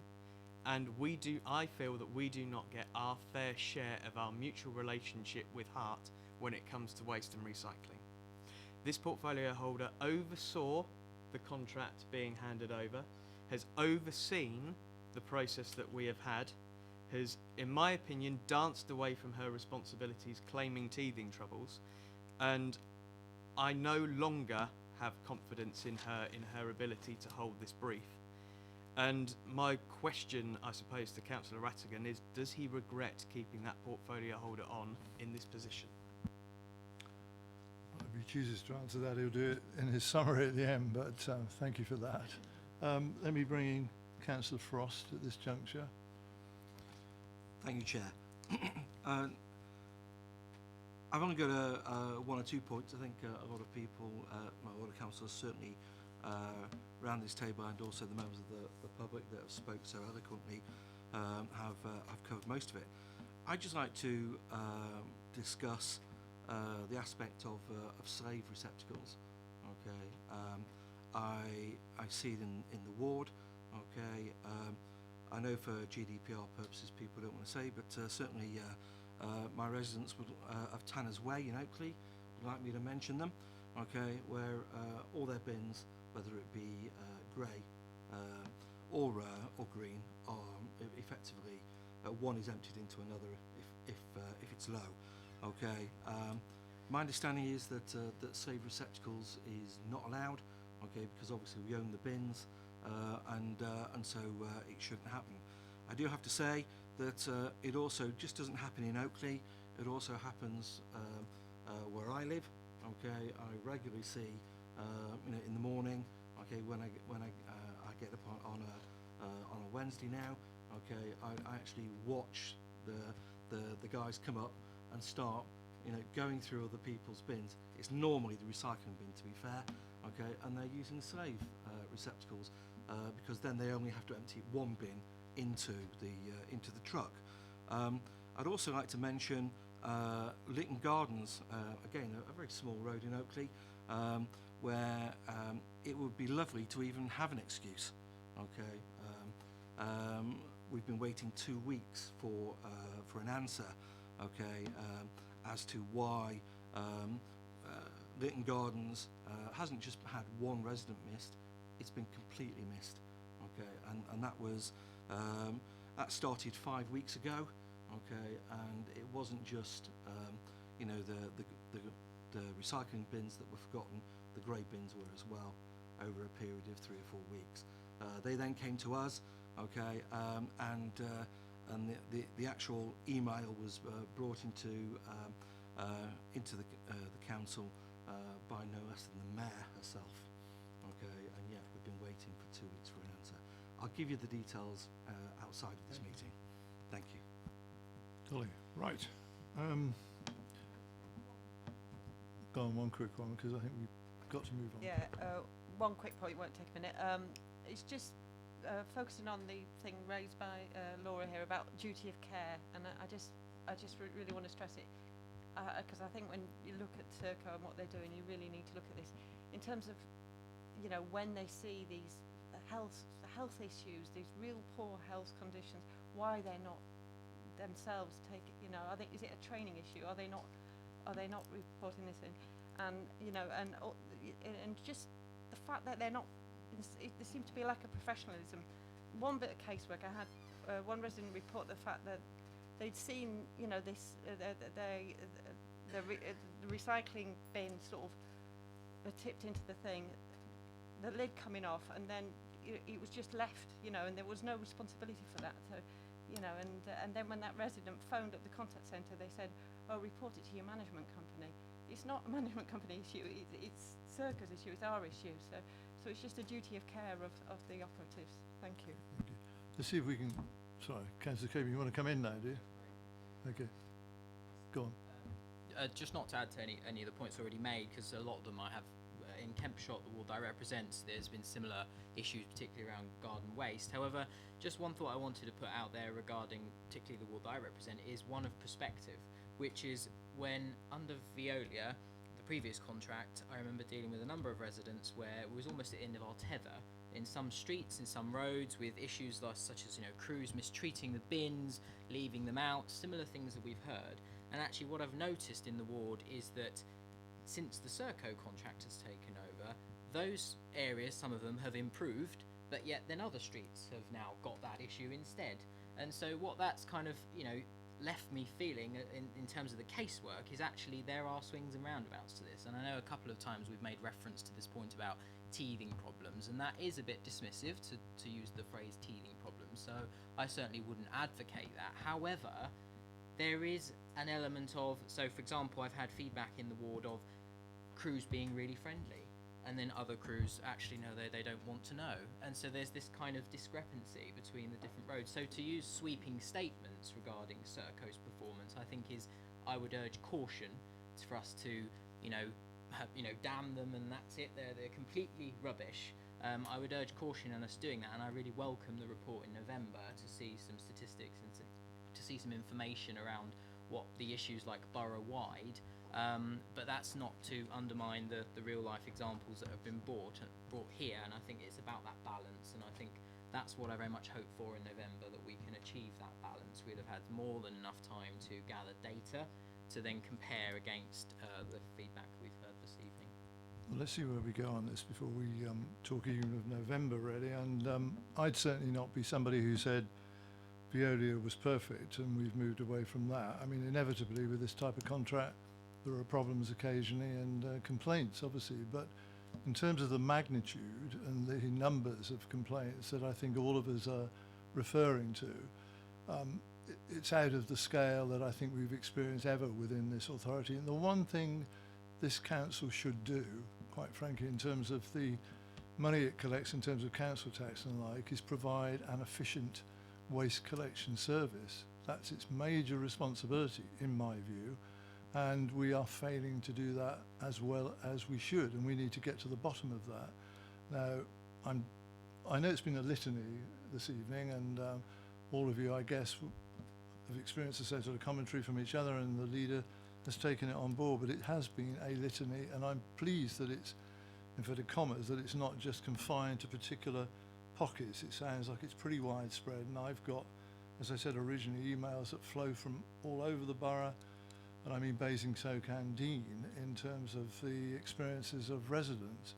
And I do believe, and I'll see what the leader says in a minute, that we really need to say, enough is enough. We need to get to the bottom of this. What has gone wrong in regard to the contract being operated by Serco? Why have some of the transfer arrangements not worked as well as they should have done?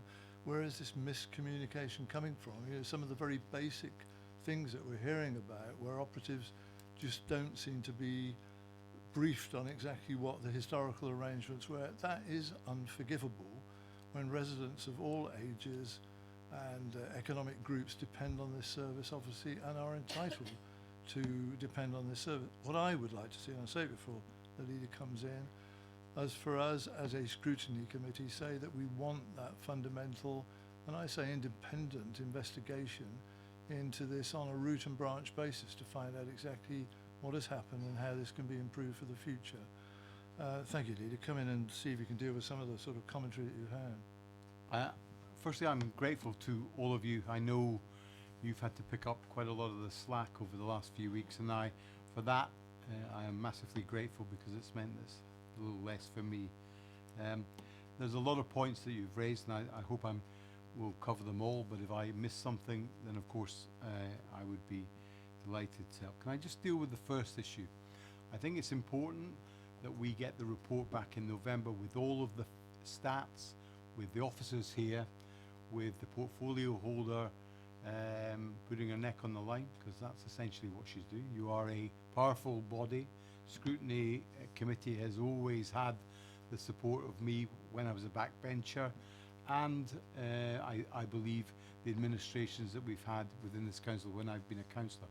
Therefore, if you are not satisfied with the replies in November, then you will have my support to have an independent investigation into that part of it. But let's be honest and say, give them the opportunity to give you the facts, to be here and present them in a way that you can understand and answer your questions before we move to that stage. I think that is what I believe is justice in the scrutiny committee. So let's just think on that, and that may be a way around it. So let's go through all of the issues. Let's just start with the green waste, the garden waste, which has been a particular problem. I don't doubt it. Growing season, people have full bags, and if they're not taken away, they can't do and keep their accommodation, their gardens as tidy as they want, and that has been a complete and utter miss. And we are aware of that. So there is a revamping of that in terms of the rounds. There are now 4 rounds. As of last week, I'll be honest, one of them completed. The others were picked up. Some on Saturday, as already people have pointed out. We do have a Saturday catch-up service, which is working in the main, but is still not working consistently for the green waste. And you are right, if people are paying a premium for a premium service, they should expect something more than they're getting. I believe the portfolio has already stretched out our hand to others to say, if your service is so poor, you can ask for a rebate on that. And I am aware of a number of individuals who that has been offered to, and if I have cases put in front of me, I will obviously put those forward too. So green waste has been a particular issue, but we believe with the Narrowanes access for some of it, that will fall away hopefully, and not be quite such an issue. In terms of Overton, the Euro bins have been a major problem, not just for you in Overton, but for Kingsclere and Anchor Yard, and for a piece of property that we own ourselves in the Fieldgate Centre. So, we're not even looking after ourselves. So, yes, I get caseloads and workloads on those, and they are much more difficult to deal with because they're bigger and they need people to deal with them. But I do believe that the crews, if they see it lifted a little, they will take it.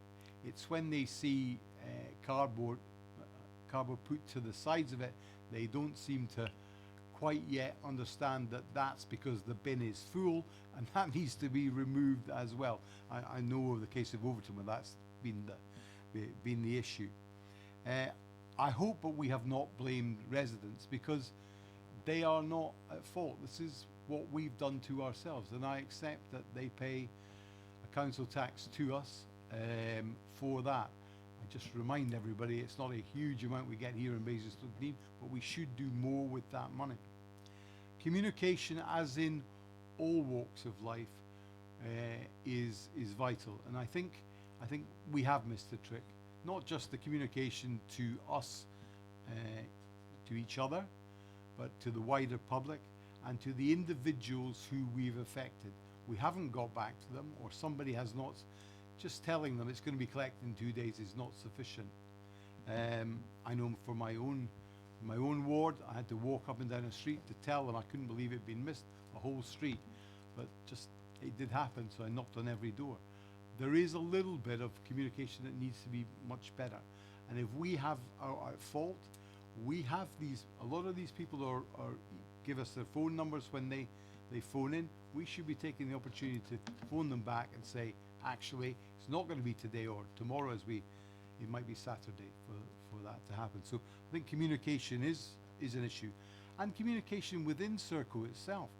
Have they really spoken to their operatives in a way that says, this is a service you're providing.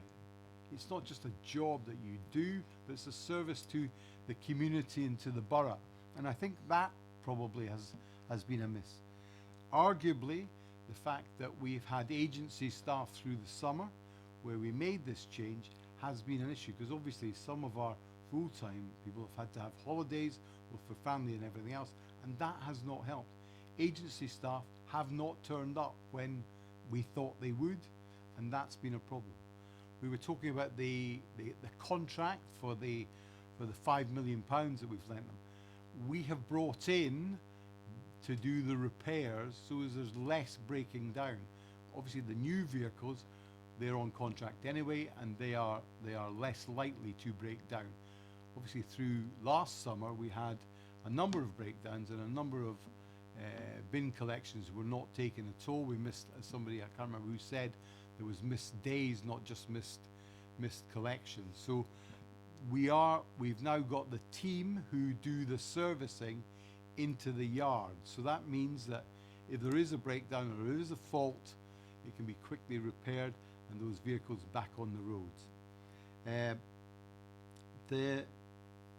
The leadership of us as a council is important to me. You know, I go out and do stuff when some of you don't know it. Badillion Gardens today, for an example.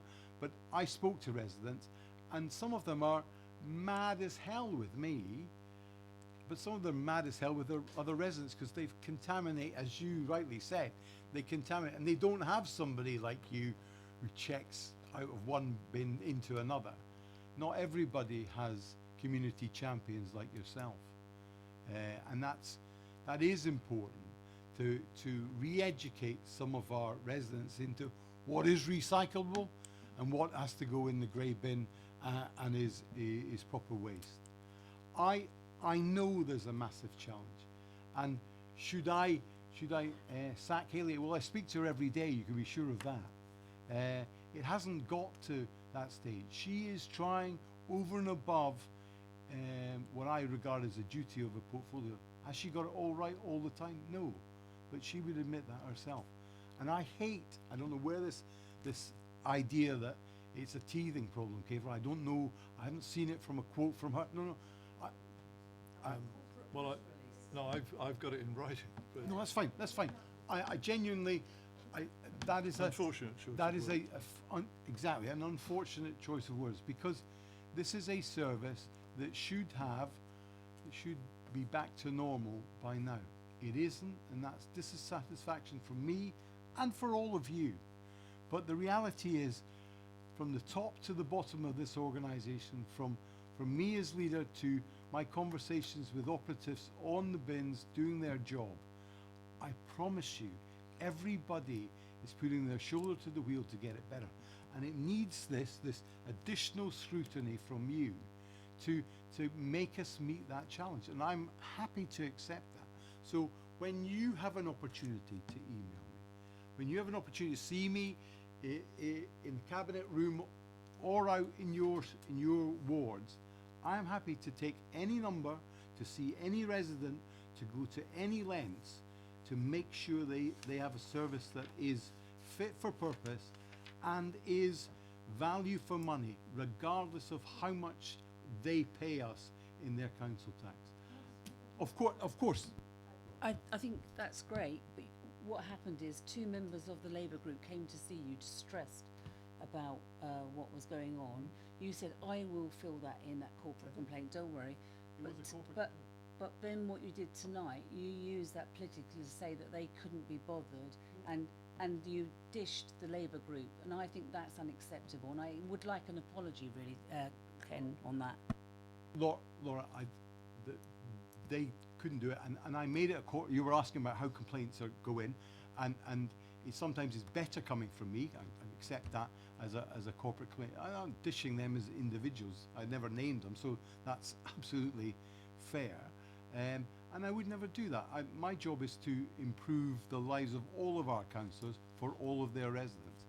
The reality is some people are more able on the internet to do things than others. But by coming to me, they did raise it up the thing, because I managed to get it as a corporate complaint. I haven't used any names, and therefore I will not be making any apology. Well, that was by agreement then, was it really, between all of you, and certainly not because of the laziness of not at all. No, Labour Council? Okay. That's not what I'm saying. Just to try and complete this in some way, I mean, I'll put it on record again. I mean, I genuinely had said originally I wasn't looking for the sort of comprehensive report all of us could muse about to be put before the committee tonight. I thought because of the welter of complaints everybody was getting, it was such an important item that we should look at it, and that we would expect an interim response from obviously the portfolio holder, ideally, and officers to explain the detail of this. That didn't happen. I think you've gone a long way tonight, Leader, to be able to answer all the points that we're making. I think that what we need, obviously, is a comprehensive investigation into just why some of these criticisms have occurred over the period. What isn't working within the Serco contract, because lots of things are not. Now, I know there are lots of other elements that fall to other agencies to take responsibility for example, housing associations and private landlords, where the community facilities are not what they should do. But all of that is a separate matter. But in terms of what Serco is paid to do, it hasn't been doing it well enough. That's the simple fact of it. And we need to know why that is, because this is your own ratepayers' money, council taxpayers' money, that is being used on this to a very large and expensive contract. And I think we're entitled to get to the bottom of that. Now, if you are seeking to reassure me and the committee that that can be done on an internal basis, I think we would want to talk to you about that. If it needs external overview to do that, I would prefer that, and I think everybody would have confidence in that as a supplement to what we can provide ourselves. And I seriously think that the committee should look at that as a requirement that it makes tonight. I can see hands going up left, right and centre. Councillor Waldridge, then Councillor Frost, and then I'll try and draw this to an end. Councillor. Thank you, Chair, and thank you, Ken, for your passionate performance tonight. You've done very well. Thank you. I would like to say that you know, I think the crux of this is how it's happened and why it's happened, and I think to not have this independent review, which ideally is sort of not an internal review, but you know, overviewed. You know, I just haven't got the confidence, because it's got so bad that this is going to be done and done properly. So regardless of what you said, and I appreciate everything you've done, I would like to move that we do insist that we do have an independent review here. You can come back on that. And the other concern is that for November it's down as a snapshot. We don't want a snapshot. We want a proper independent That was review. because that was what was originally asked for, so that's just a... So I don't know how do my it, but I'd like to dialogue. move that if possible. That was my dialogue originally, I think, but it's moved on from that. But Councillor Radigan, come back on that point. Absolutely. Sorry, Carol. Yeah. Just to say that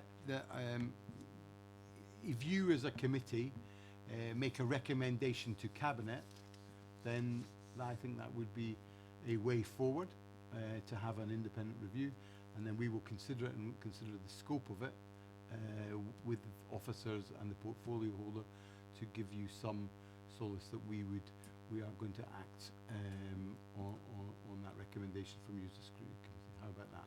Thank you for that. Yeah. Does you still want to come in, Councillor? Thank you, Chair. Thank you, Councillor Ratkin, for your comments. I was just going to say that, you know, I understand that the process will be to make a recommendation to the Cabinet, okay, but in basically doing that, okay, we're then, you know, we're here in a time constraint. Surely, isn't it better to get the officers and get the portfolio here in November, which is just over a month away, okay, to actually, you know, so we can actually get some answers. And then if we're not satisfied with answers, we get the independent report. You know, I think that's by far a better way to go, because I think that way what we'll do is we'll get the information, or I would expect that we will get the information that we want and be able to give the scrutiny that we need, okay, and if we don't, we then have the ability to be able to take it to an independent report. Well, I have a view on that, but let me hear what other people say. I think I saw, was it Councillor Capon, Councillor Carruthers, or not? No, Councillor Capon I saw, and then I'll come across to Councillor James. Thank you, Chair. Really just to echo the comments made by Councillor Frost just now, which is actually that meeting in November isn't too far away, and there will be hopefully some additional information that we can scrutinise and see what's left, what other questions we've got, what direction of travel do we still need for any further inquiry. So personally, I would certainly advocate that approach, which is let's hear what the portfolio holder and officers have to say in November, and then proceed from there, rather than jumping the gun now and then doing two things alongside. I personally have a view, but I'll express it in a minute. Councillor James.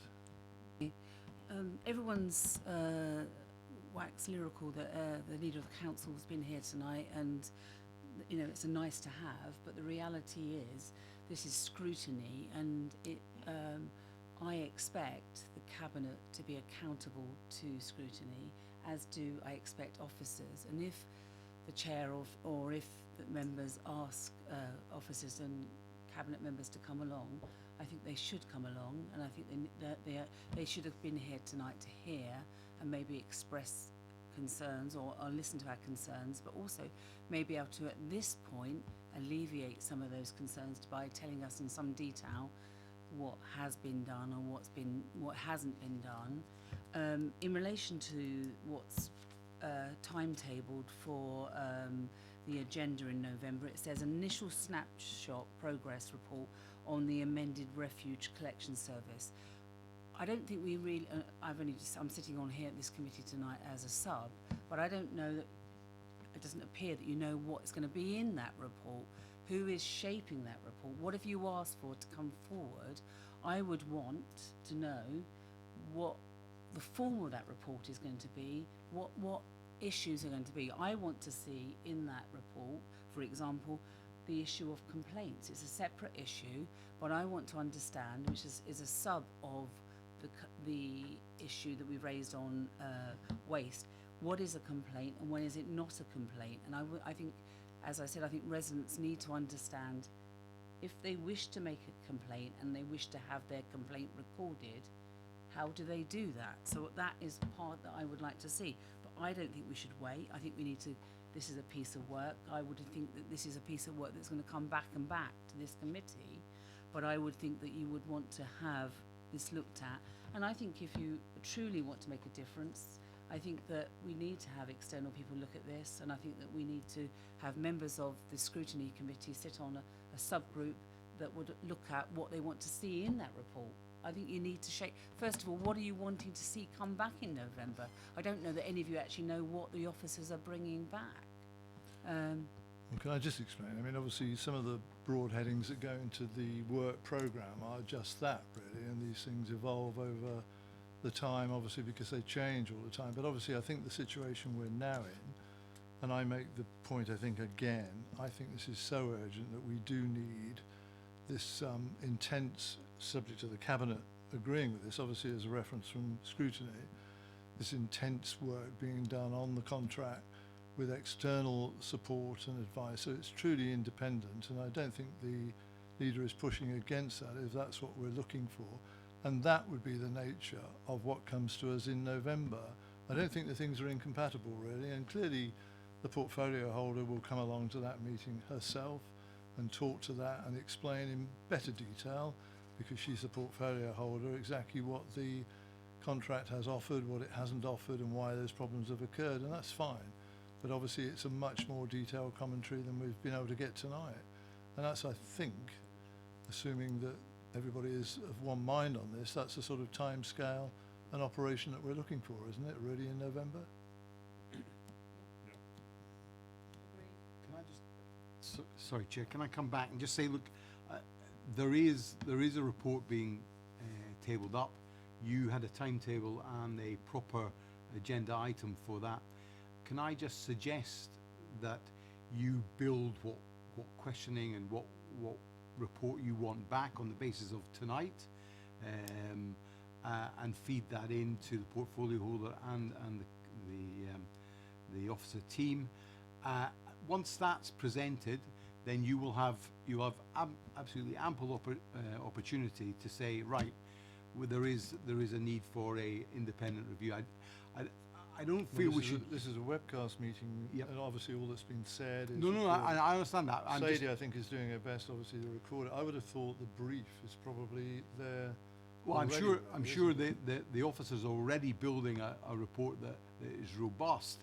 But of course, many of the points that you've raised tonight, especially from Councillor James about complaints, wouldn't have been in that. And I think there is an opportunity to reflect upon tonight's meeting and give them the opportunity to come back in November and then say, right, okay, we were not satisfied, there's more we can do.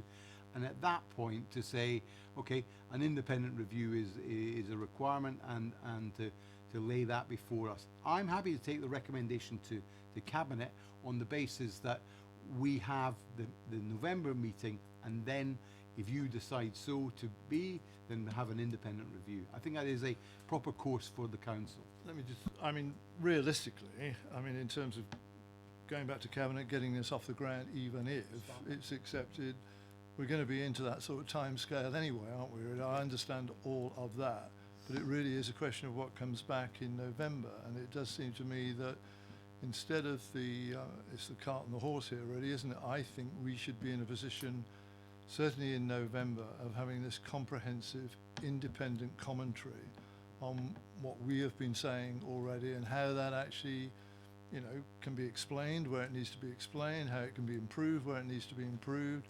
And I think that detailed report should be before us in November, and I think that should be assisted by independent people so that everybody has confidence in that evidence that's presented to us. And I think that's the sort of compromise, A, by date, and B, by input, really, that we're looking for, really. Councillor Frost. Thank you, Chair. I'm in agreement with you that if we don't get the answers from the portfolio holder and the officers, then we should push for an independent review. However, at this particular point, unfortunately, it is just a shame tonight we don't have the portfolio holder here, we don't have officers here, and as someone who would love to scrutinise this and get to the bottom of what's happening, I would like to give them the opportunity of explaining what's gone wrong. They are the closest people to the contract. Okay, surely it's going to be less, or more time efficient, okay, to actually give them the opportunity of actually coming along here and actually saying, right, this is what we did, this is what we're looking at, this is what the Serco contract said it was, this is where they are achieving, this is where they're not achieving. Okay, they can take the bin fill level through. We can then also bring through the issue of Councillor James's points about complaints being issued. but let's give the portfolio holder, and officers a chance to actually present us. Would But they we, haven't had a chance because they're not here. Can I, well, let's not get into that just at this minute, but in terms of all that's been raised, obviously I don't think contradicting ourselves. All of those questions can be answered by the portfolio holder and officers as part of this independent review of how the contract functions, can't it? And that's what comes back to us in November. It doesn't need to be a two-stage process. I mean, that's the whole point about it, isn't it, really? And I don't think there's time to waste, really, because I think we are having some damning criticisms from our residents saying you are not serving us well enough. We are paying money for a service which is less than satisfactory. And I would have thought we're obligated, are we not, as elected representatives, to do something really positive about this and provide those answers. And we're not doing that. And I personally don't want to see that pushed back 2 months now, to give the portfolio the opportunity that I gave her tonight to come along and respond to the very points that we've raised. Let's get into the detail of that now with independent assistance and come back in November with a much more comprehensive response to all the things that have been raised. Chair, if I may, to get somebody who's independent will take time, effort, and quite a lot of thought, not just from our officers, but obviously our advisory team. And to be really honest, would they be in a position to have scrutinised what's happened by the November meeting? And my thought is that if you do it as a two-stage process, then it's very understandable that you bring in the people whose heads are on the block, as Councillor Cousins indicated, for the portfolio holder, get to question them on what's happened, and then we'll have the kernels of real concern to you to go to an independent individual or group of individuals to say, these are the points I want you to pull out. I want to know the be all and end all of that. And it's not because we're trying to kick it in the long grass. I just think that the proper process is, as you rightly said before, is you have a timetable for this to come back to you in November. And because of the problems we've had, we are needing to jump the gun. And that's why I'm here tonight. It's because I believe that there is a process and I will be part of it. But of course, the officers and any independent who looks after this has to be given the timely fashion that you would want to provide us with a report that's robust. Let me just quickly say, because I'll bring Councillor McKine, I'm always being pushed towards the Local Government Association, and as an example, they have people who clearly are specialists in terms of due diligence and contracts and external provision of services to local authorities like this one. I'm sure the sort of person that we might be looking for exists there. As I say, the LGA has always been the recommended process for us to adopt in this council anyway. Plus the fact I look to Sue, there's also people within the audit world who could carry out such investigation as well. I'm absolutely sure of that. So we could find somebody and it would give people a confidence that we don't have at the moment by the sound of it. Councillor Mackay, just come in and then... just a suggestion really, if we want to identify a third party to get involved, why in a month's time don't we have the report from the officers that's been promised, but also have the selection made of the independent body who could be commissioned if necessary. Thank you, that is a very helpful proposition. Did everybody hear that? I'm sorry, I was only saying because of the distance to the microphone, but I think that bringing that together, as you say, would be a very useful way of doing it, wouldn't it? All right. Thank you. Thank you all. I think we've come to some sort of conclusion. Thank you all for your contributions, and thank you, Leader, for being able to respond robustly, obviously, where necessary, to everything that's been put to you tonight. It's a refreshing change, obviously, to see the Leader of the Council here at a Scrutiny Committee. Right. Who's on second? Do you want to come back again? Yeah, thank you, Councillor. Sorry, I was probably daydreaming a little bit. Can you just reiterate exactly what's going to be expected by officers and... Sorry, you mentioned something about a selection period. I'd just like to be clear, please. We're expecting the portfolio holder and officers to give us the type of response I think that probably we're looking for in regard to, my words, but how well or badly the contract is being fulfilled at the present time and where those areas have occurred, where the problems have occurred, etc. And at the same time, consistent with Councillor Mackay's proposition, we will have some up-to-date recommendation in regard to a person or a body that would carry out that independent examination of the facts that are being presented to us. That's the processes I think we've agreed, yeah? Is that okay? Thank you, Chair. Welcome. Right. Thank you. Thank you very much. Yeah, and the recommendation to go. Councillor George, is that okay? Yep. Good. Okay. The bake-off's halfway through, by the way. Okay. Anyway, can I ask for a change of seating or whoever, and we invite other people to come up this way, and Councillor Radigan will now leave us. Thank you very much. Thank you. Yeah, sorry, I'll have a 5-minute short break, if I may, for everybody's benefit, if that's okay.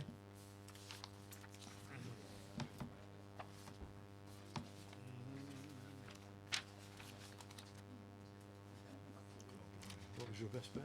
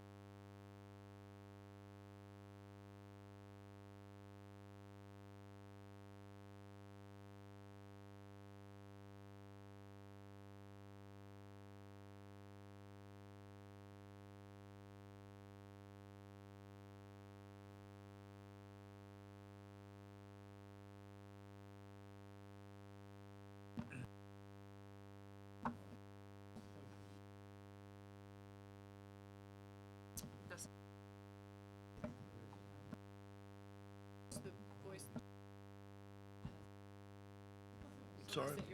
Sorry.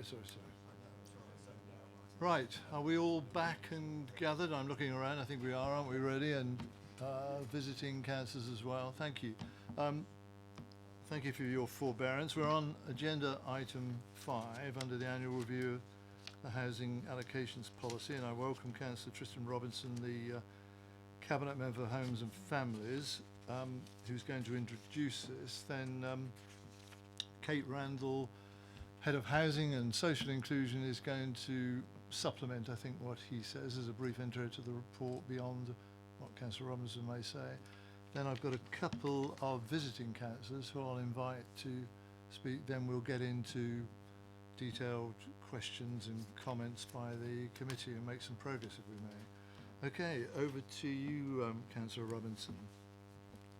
Thank you very much, Chairman.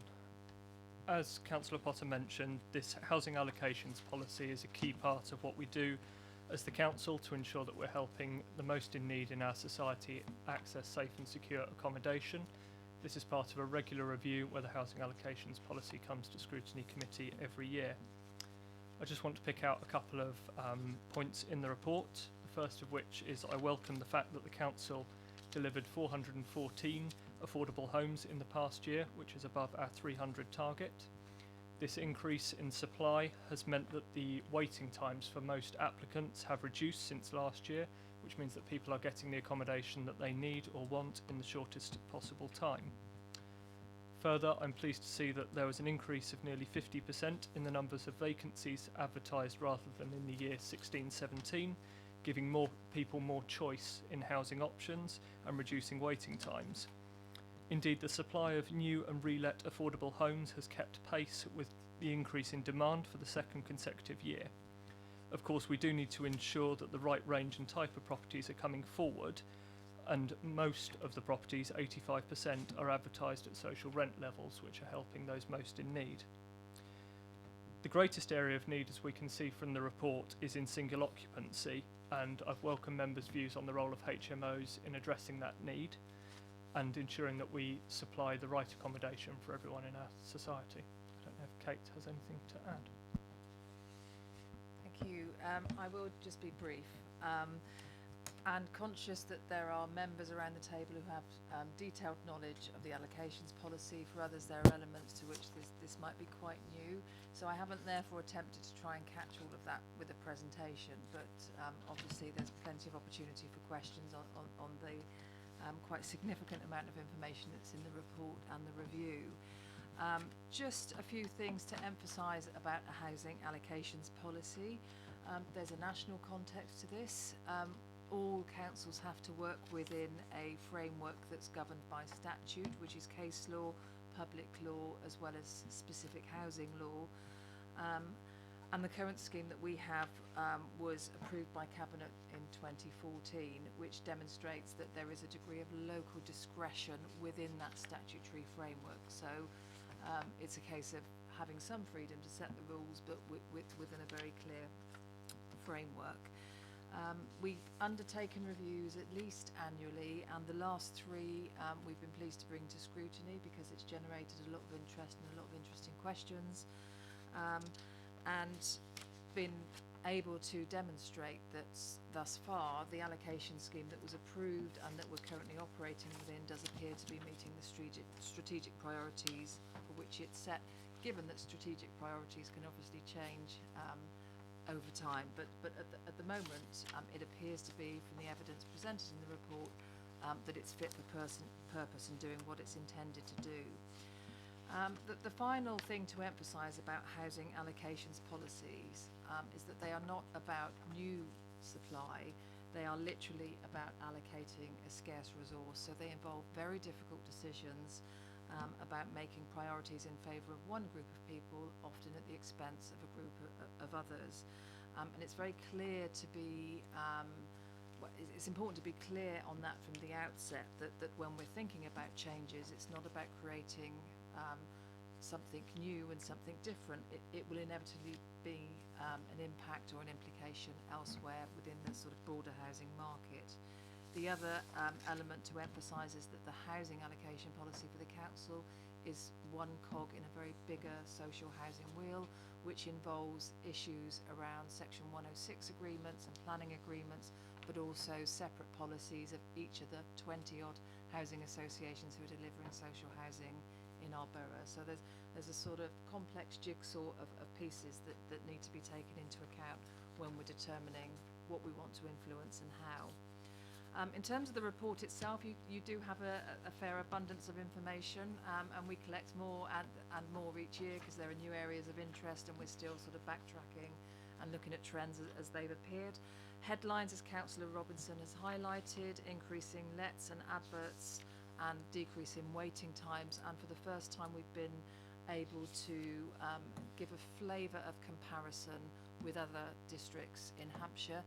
Sometimes we're not comparing like with like, and this isn't about a league table of performance because there are different things being compared, but it just gives you a flavour of where we are compared to others. As I've mentioned, the allocation scheme, particularly in terms of its quest to achieve choice, fairness and transparency, or perceived fairness and transparency, and making best use of what we do have, does appear to be meeting its strategic objectives, albeit that we clearly have that perennial issue of the clearly weight of unmet needs amongst single persons, and what does that as a paper which might talk to other policy areas say about how we approach balanced priorities in terms of what we want and how we manage the housing stock generally. There's also some new information in there in relation to prevalence of children living in flats, because we were aware that the item had been raised at EPH, so we wanted to bring the data that we have here for Scrutiny's consideration to determine whether or what it wants to do with that. And this was also the opportunity as well for members to raise any questions they might have in relation to the recent Ombudsman decision, which wasn't about the allocations policy per se, but the dealing of a homeless application as a result of some key elements of the housing allocation policy. As I say, I'm not going to go through that in any detail, but we are here to answer your technical questions and help you and help inform your debate and deliberation on that. Thank you, Kate, very much. Reminding me, just to say to Councillor Frost, if I may, I mean, following the reference the work programme suggestion from EPH, I'll give you a chance if you wish to come in when we work our way through the report. Is that okay, so that you go on that particular matter? I'm happy to do so, but I'm also looking for Councillor James to back me up in this regard. Okay, no, that's fine. Thank you very much. And obviously, Kate, we'll see how it goes with the committee. We'll work our way through the report progressively, and if you can, you'll answer the questions that have put you in now. Okay. Can I draw in the two councillors who want to speak, and I'll take that first. That's Councillor Colin Phillimore, first of all, please.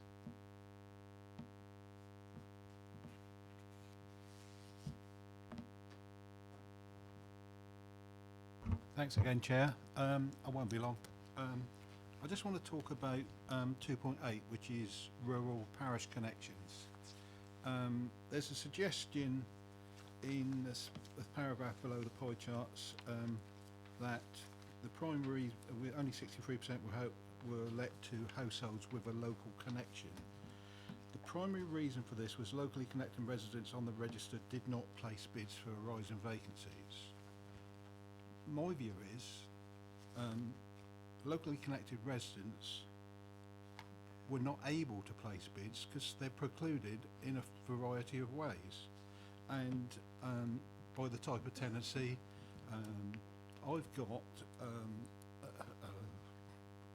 casework going on where someone's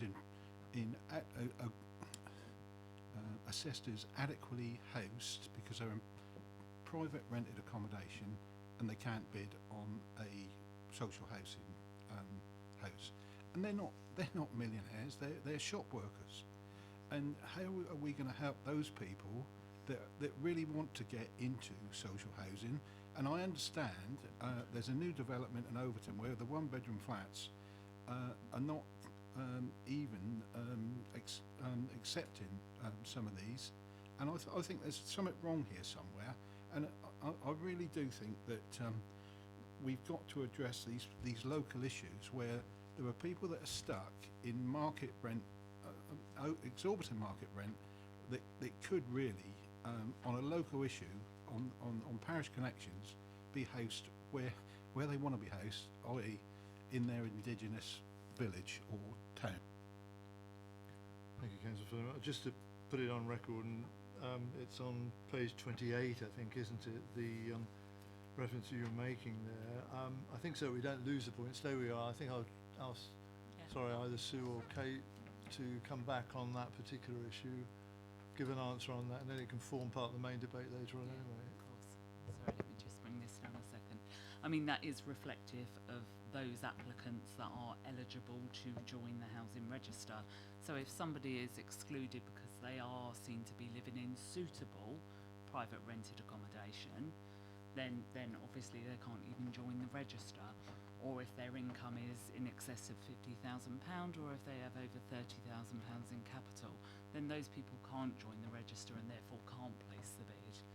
So the term in respect of how many people with a local connection haven't placed bids, it doesn't include those people that would like to be on the register, it's those that don't qualify. Colin, do you want to just come back as a response to finish the point? Well, I just think that's morally wrong. Sorry, but I think it's morally wrong.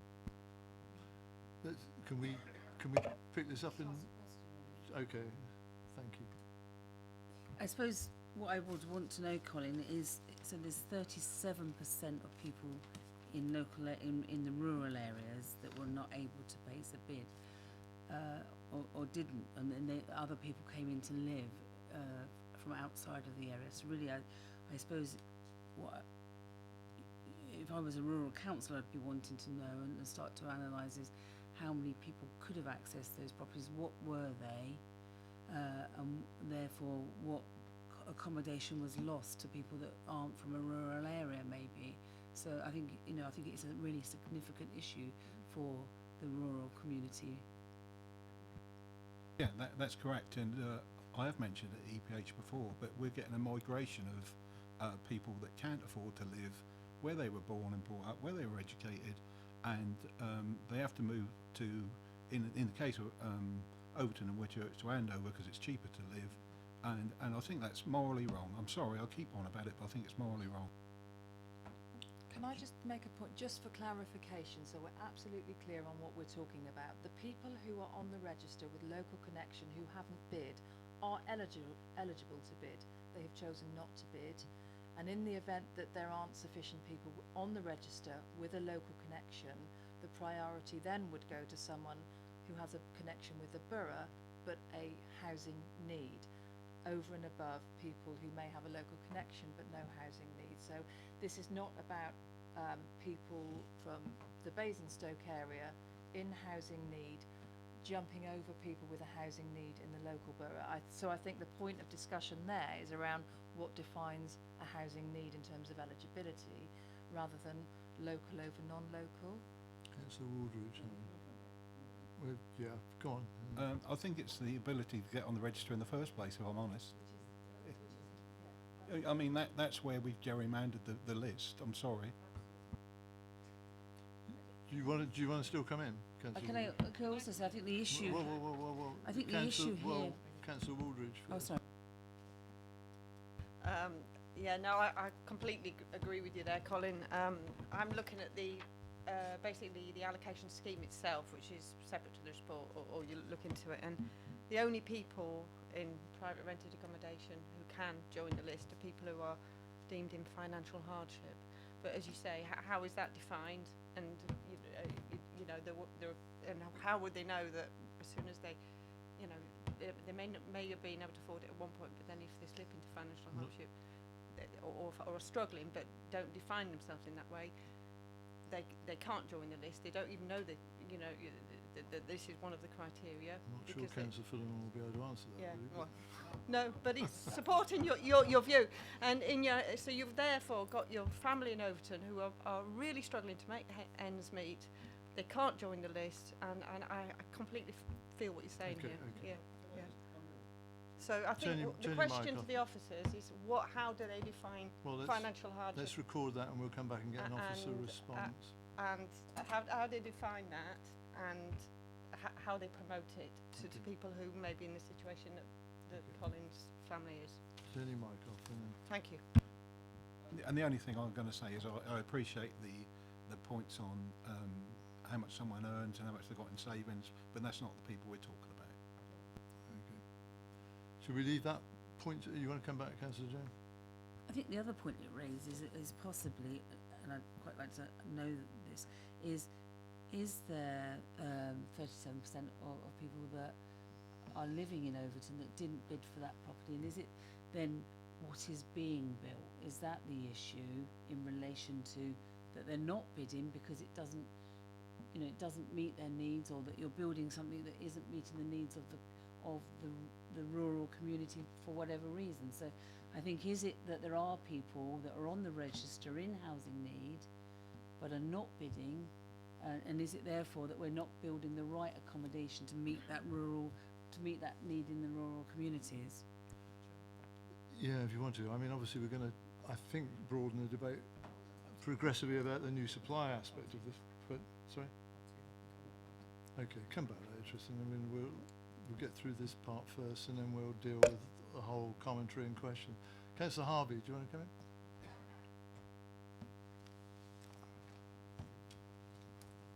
Thank you, Chair. Kate makes the relevant point, I think, that there's a significant amount in this paper that works alongside and influences and shapes other policy areas, the planning area in particular, say Section 106 agreements and such. And I think that also reflects, I pick up the Cabinet member's point about the delivery of socially rented housing, and having colleagues sat around this table who've been directly influenced development in our borough, for example, New Horizons on Oak Ridge, where we've seen 100% affordable housing project delivered with our partners that has resulted in a significant increase in the stock available. Having been very much a part of that in a very particular area, that is something to be applauded. That level of socially rented accommodation we now see coming forward with a very particular influence and a very particular intervention on the part of this council through ourselves to achieve that. And that in itself tells a story of where this council could make a difference in other developments. The paper raises a number of points I wanted to draw out, Chair, really, in the relationship to what Councillor Frost has had to his committee. In particular around the production that we see and the significant amount we do see of flatted development, where we see families currently housed through the allocations policy and through the nominations policy in properties above ground floor that is perhaps not appropriate for their needs, or they find themselves in circumstances that are not appropriate to their needs, but nonetheless they take the housing because it's new housing.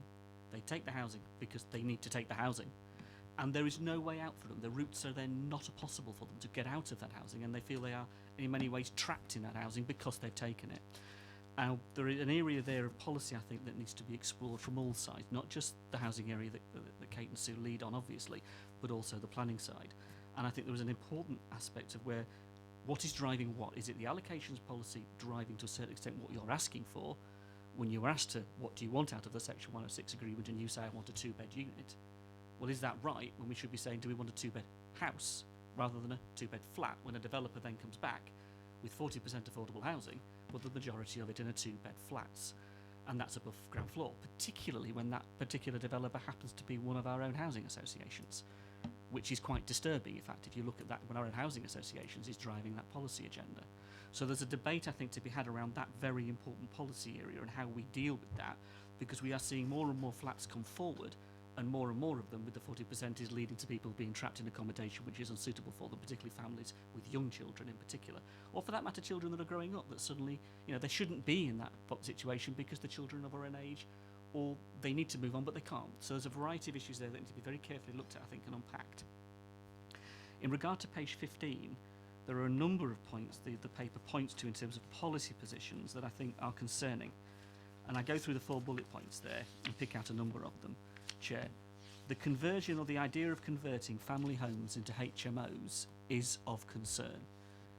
The idea of creating purpose-built new HMOs, where we have a direct hand as this authority, perhaps this authority leading in the development of HMOs, is worthy of real consideration and real examination, so that we're dealing with purpose-built accommodation that actually meets the needs, rather than the conversion of family housing. And we don't want to lose family housing, particularly, for example, on estates that we see in Oak Ridge, or, for example, right the way across the borough. I think that is a very significant point, and I would not want to see this council get into the game of, in effect, promoting HMOs through the means of losing family housing. That would be inappropriate, I think. But the provision of new HMOs and new housing, and the way we manage PRS stock and how that relates to all the different types of provision you can have, is really worthy of debate. And I think that's an important one to take forward, purpose-built. The issue of flats I've raised, and that there is raised, also the fact that, single people can't bid for that because of the bedroom tax. People are excluded from that in the sense of access to those sorts of two-bed properties that you might want, simply because of policy. And there's a conflict here, there's a real conflict, and you've alluded to it. You give to one group and you take away from another. That is perfect, but that is a very serious issue. And finally, and I think in terms of this particular list, the built standards issue to do with permitted development rights.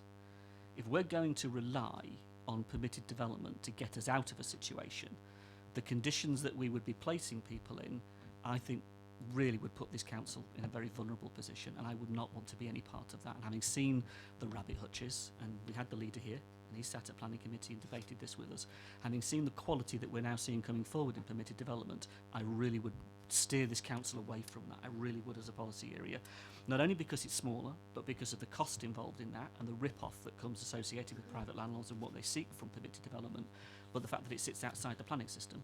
And so the standards and the quality that we would want sits outside of perhaps where we should be having a policy. So I feel very strongly about that. What I would like to see is our housing policies influence our local plan in a way where we are seeing development come forward that meets need. And at the moment, I think there's a bit of a disconnect here because of the volume of flats we're seeing and the volume of flats coming forward at affordable housing in a way that we wind up housing families in it. Now, there's a disconnect there, and that needs to be resolved somehow, be it through the planning route or through the housing route in terms of how you communicate.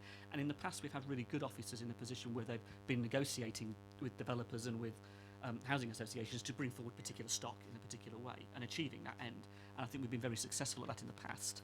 The question is, can we be successful at that in the future? Is that a piece of work we should be looking at again, and even more in depth, in order to turn round this tanker at the moment, which is casework landing on our doorsteps as councillors, with families carting pushchairs and prams up flights of stairs, dealing with the issues of living in flats that just are not thought of in the context of either allocating them the place in the first place or in the context of the development and the way the development actually meets the standards we expect, Chair. So I think there's some big issues here that we can unpack, and I guess what I'm looking for is that virtuous circle between all our officers in a joined-up way that we can start to answer some of these questions. I'm not saying you're not doing it, but I am saying is the challenge is presenting itself out there. So I'm asking the questions about how we can resolve this, and that links directly to Councillor Frost and his agenda at EPH from a local plan point of view. Well, okay. I mean, obviously, in terms of all the things you've raised there, am I correct in saying if we get obviously consensus within the committee, this is a piece of work that ought to go back to EPH, isn't it? Really, in regard to the whole interlink with the local plan and the way, the number of houses we build and the type of houses we build. Obviously, as I think Kate said originally, really, we're not in this paper talking about new housing, the supply side. We're talking about how we deal with that is supplied to us. So clearly, in old-fashioned terms, if we're going to change anything, we try and change the supply side, don't we, really? Okay. The old routine's chair of the two sides of the same coin. Yeah, no, I understand that. Sorry, do you want to come in first, and then I'll bring Councillor Frost and you comment on the EPH thing? Is it? Okay, go on. Thank you, Chair. Basically, the reason for bringing the work form that was presented to my committee, EPH, to Scrutiny, was to basically scrutinise everything to make sure we had all the information, okay, that we could then use to actually move forward to bring back the allocations policy to EPH, so we can then debate. One, do we need to make a change? Okay, and two, if we do need to make a change, to make that recommendation recommendation to Cabinet quickly and succinctly. Okay, so that's my understanding. And obviously, I guess it's timely, is it not, in regard to the review of the local plan anyway, you know, so all of these things link together, don't they? So there's a number of people, experts in the field that you're going to be looking at. Okay. Councillor Robinson, come back with what you wanted to say. Thank you, Chairman. Just to pick up on a couple of points that Councillor Harvey raised, I share a number of his concerns that he raised, particularly around the built standards of permitted development schemes. That is an issue, and certainly the list which was referred to on page 15. You know, there's no steer there. It's simply asking the committee for its view on that. So that is very welcome. And as Kate mentioned before, we really are talking about how we allocate the resource that we've got, and we need to be careful about how we stray into, because obviously this does have a number of different external influences on it around the supply side, around our planning policy. And one of the things that I think would be or will be a good piece of work that we'll be doing in the future is we're currently in the process of starting to review the housing strategy, and that will be a really good piece of work which EPH will be involved with going forward, where we can look at how we influence planning and the local plan review around what housing is provided for the need which is identified through our housing waiting list. And by joining those dots up, hopefully we can start to influence what we see in some of the areas which we're looking at. But that can be done certainly at an initial stage through the housing strategy. Can I thank the Cabinet Member for that response? And I sense the paper also gives us two really good examples, because I think the policy area and the planning area that has a very clear affordable housing policy where the 70-30 split is there, and it is clearly directed at socially rented housing in that regard as far as we're concerned, is having product, is having impact, and that is something to be really welcome. That's where our planning policy is having an influence and an impact that we should say, yeah, this is good. The flip side is it's also exposing some of the areas we do genuinely need to look at, and we're seeing it genuinely in casework, and it just needs to be resolved as well. There's both sides to that, isn't there? Sorry, I think it's the ANARAC officer in me that needs to point out the detail that the 70-30 represents the split between rented and affordable. There is no distinction between social rent and affordable rent, and in fact the biggest driver potentially of social rent is the amount of capital funding that goes in to subsidise a scheme. I just needed to be clear that that's yeah. Okay. Fair enough, and I totally accept that, but it's great to see the social housing coming forward anyway, and long may it continue. Okay.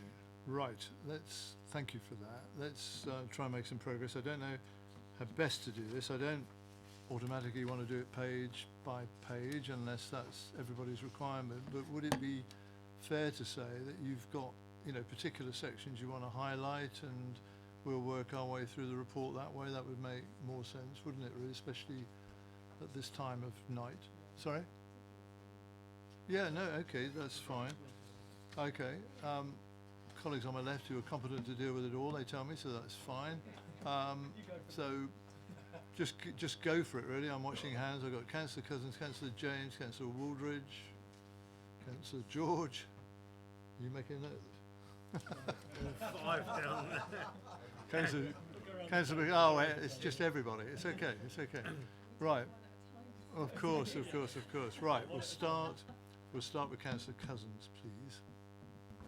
Thank you, Chair, and thank you, Portfolio Holder and officers, for being here tonight. I'm really sorry because I'm confused on page 9, so I'm looking for help, and it's within the Portfolio Holders forward. In your second paragraph, you say the council delivered 414 affordable homes in the past year. Is that delivered in terms of completed, or is that in build? Is it a mixture of the two? And what is the period of the last year? Is it calendar year, financial year? It's the period of completions in the previous financial year, which will then be reported in the annual monitoring report, which goes to EPH every January. That is the 414 figure started out, that is the net figure. I believe the gross figure was a couple higher because there had been a bit of recycling in the scheme, but that's where that comes from. Thank you. The reason for my confusion is that there are some housing statistics that are produced by the Ministry for Housing, Communities and Local Government, and for completions for Basingstoke they've got 166, and that's I just want to know which one's right. I believe, and officers will correct me if I'm wrong, that will be the previous years. So the way that this is reported is the completion figures go into the annual monitoring report, which is a planning report which the council receives, and that is published in the public domain in around November time. EPH, I know previously from my chair of EPH hat on previously that they felt very strongly that that should go to the committee to be analysed. That goes to EPH in January, but when that AMR is published in November, those figures then go to central government for inclusion in MHCLG stats, for example. So if you look at MHCLG, you'll be 2 years behind because you're always looking at these things in arrears. And on our AMR figure, you're looking for the previous financial year, whereas the MHCLG delivery figures will be 2 years previous. The reason for my hesitancy is it says between 1st April 2018 and 31st March 2019. On the government page. We can take that away and come back, if that would be helpful. Yeah, sure. Thank you, Councillor Cousin. We can take that away and confirm. I'll speak to it's more of a planning thing, so I'll speak to colleagues in planning. But, yeah. Councillor James next. Thank you. Can I have an opportunity at the end to come back on comments? This is questions. And Oh yeah, no, yeah. It's just. So in relation to the 2-bedroom flats and 2-bedroom houses, if you look at the annual monitoring report for 16-17, that's our historic, it's a historic document, so it's the annual monitoring report for 16-17. So what we had then is that we built 37 2-bedroom flats and 44 2-bedroom houses. Then you look at the monitoring report for 17-18, we built 69 2-bedroom flats and 64 2-bedroom houses. So there's nearly 100% increase in the number of 2-bedroom flats that we've built, and 50% almost in the number of 2-bedroom houses in that period of time. And I think that I don't know what this next monitoring report is going to say and what that trend will show us then. But in relation to, as Councillor Harvey has stated, I think the casework is going to show us that that trend is continuing. What I want to understand is, and why I asked this piece of work to be looked at, is that we've got many families living in 2-bedroom accommodation, and I'm very happy. If anybody wants to come and meet the families, they've suggested that they're very happy to meet you and for you to hear their experiences, and for you can come and visit them. I went to visit a family just recently, and it's a regular piece of casework we're doing all the time with different families, and they were up 5 flights of stairs, and it was unbelievable. It nearly killed me to climb the stairs. They can't put their pram downstairs, and not allowed to in relation to the housing association. There's no facility. So they're lucky because they have, this family had a car that they keep their pram in. They then have to climb the stairs. They have to carry their shopping because quite often deliverers don't want to carry their shopping. There's lots of issues. They can't put their bins out because they can't leave the children. So the bin cupboard is another issue in relation to bin cupboards. So there's loads of problems about families living in housing. What are we going to do? Because what you're saying is, in the report, you say that there isn't much differentiation between the bidding. And in talking to the families, what they said is they didn't realise that when they bid, they're desperate, absolutely desperate. They bid and they take that accommodation. And I can talk about an example, in this case they want me to talk about that, and I will later on. But they took that house not knowing that they wouldn't be able to go back onto the register, and they can't go back onto the register unless there's a social or medical problem. So they're trapped in this accommodation. Can I just get Kate's comments on that part of it, really, or somebody, so that we can move it on? You can have a chance to make all these observations. Yeah. What I'm saying is we've got this large amount of stock that we're building, which is 2-bedroom units. but because of our housing allocation policy, effectively we can really only house families. There are exceptions, but it's families are housed in that accommodation. Is it suitable that we're doing that? And what are we going to do for the people who want to move but can't because they're not allowed back on the register? I think there's a number of issues there, not all of which are possible to answer because we don't know necessarily what drives individual motivations from any particular time. You have casework where people felt that compelled to move into properties. We have other, all of the choice-based letting scheme and all of the allocations that are made to two-bedroom flats and to two-bedroom houses are because people have positively bid on them. So in terms of, the system that we bring to the table, if you like, as a council is vacancies and a register of people for whom they can bid for vacancies if they like. So I'm not really sure what question I can answer. I mean, the accommodation wouldn't be made available for families with children if it wasn't suitable. That's a decision that the Housing Association has taken. And likewise, when people are making a decision whether or not to accept an offer for property on which they bid, whether or not they feel it might be suitable, people can subsequently come back onto the housing register if, for any reason, which could be financial, which could be medical, social, or to do with the particular circumstances of their case, they can come back on if the accommodation becomes unsuitable. That's the way that the housing policy operates, and within that context, that's the way that people are making their choices. The point that we made in the paper is that there seems to be no discernible difference between people's bidding patterns for flats or houses. So whatever conclusions we may draw, applicants on the housing register are making those choices on the basis of what option they feel is best for themselves. Can I just bring Councillor Frosting quickly, because I think you want to make a point EPH-wise on that, is it? Yeah. Yes, please, Chair. It's really just I suppose it's not really a point, it is actually a question, okay? And it's just really picking up on Councillor James's question here, that if you have a flat, or a two-bedroom flat, okay, that has 4 flights of stairs, okay, no lift, okay, how is that suitable, okay, for a single parent or a young family with a couple of children and a pram? If there is no lift, okay, and also is that pointed out, okay, on the vacancy, okay, that it does have 4 flights of stairs, etc. Because because we just need to make sure that if we're advertising these vacancies, okay, that people make a fully informed decision, okay, right from the get-go on this. Come back on that.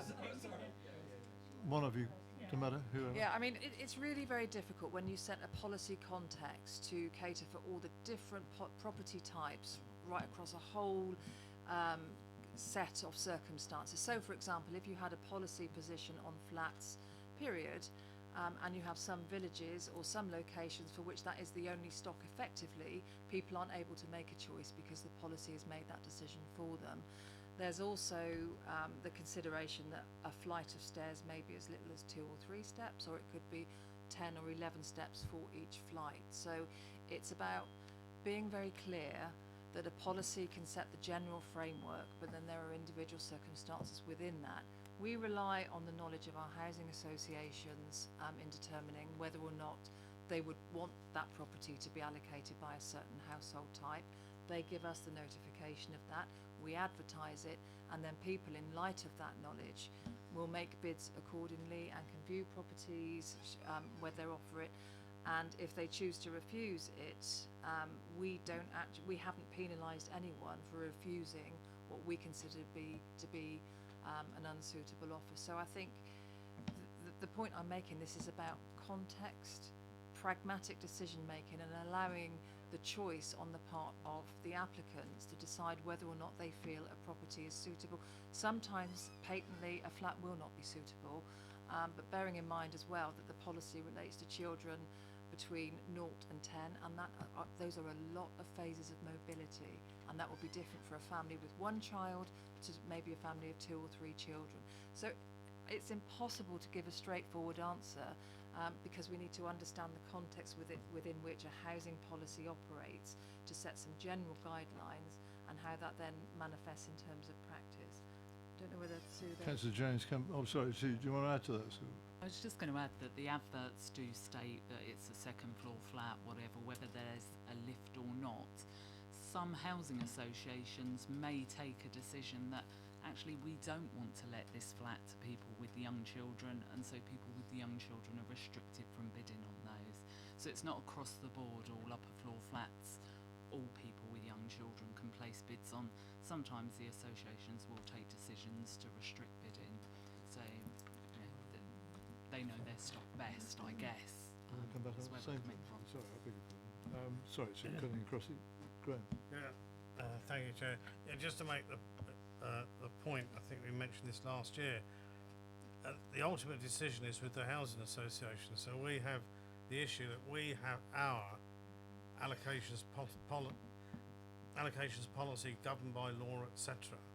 But it then has to match in to the housing association who take the final decision. So we may not be party to how it actually works out. What I'd like to get at, and somebody will advise me really in this regard, I mean at some stage, it goes back to EPH perhaps but a situation where the council's position is, or policy is, that we don't want to see families with young children housed in upper floor flats. Is that sustainable by argument or policy? I think it's something that... I think the concern that I'd have with any broad brush policy that sought to do that, I'm more than happy to explore it and talk about it with members, but the really good thing that the policy has going for it at the moment is that it allows the applicants the choice. If somebody feels that that is the best housing option for them, they can look at it, they're in possession of all the facts, they can see that it's got X number of stairs, they can go and get a viewing, etc. And if they feel it is appropriate for them, they can put in a bid on that property. And that's, I think, is entirely preferable to having a policy which makes decisions for people about how we think they should be housed rather than how they think they should be housed. Okay, point taken. Councillor Jones, come back on this in a minute. You're talking about policies and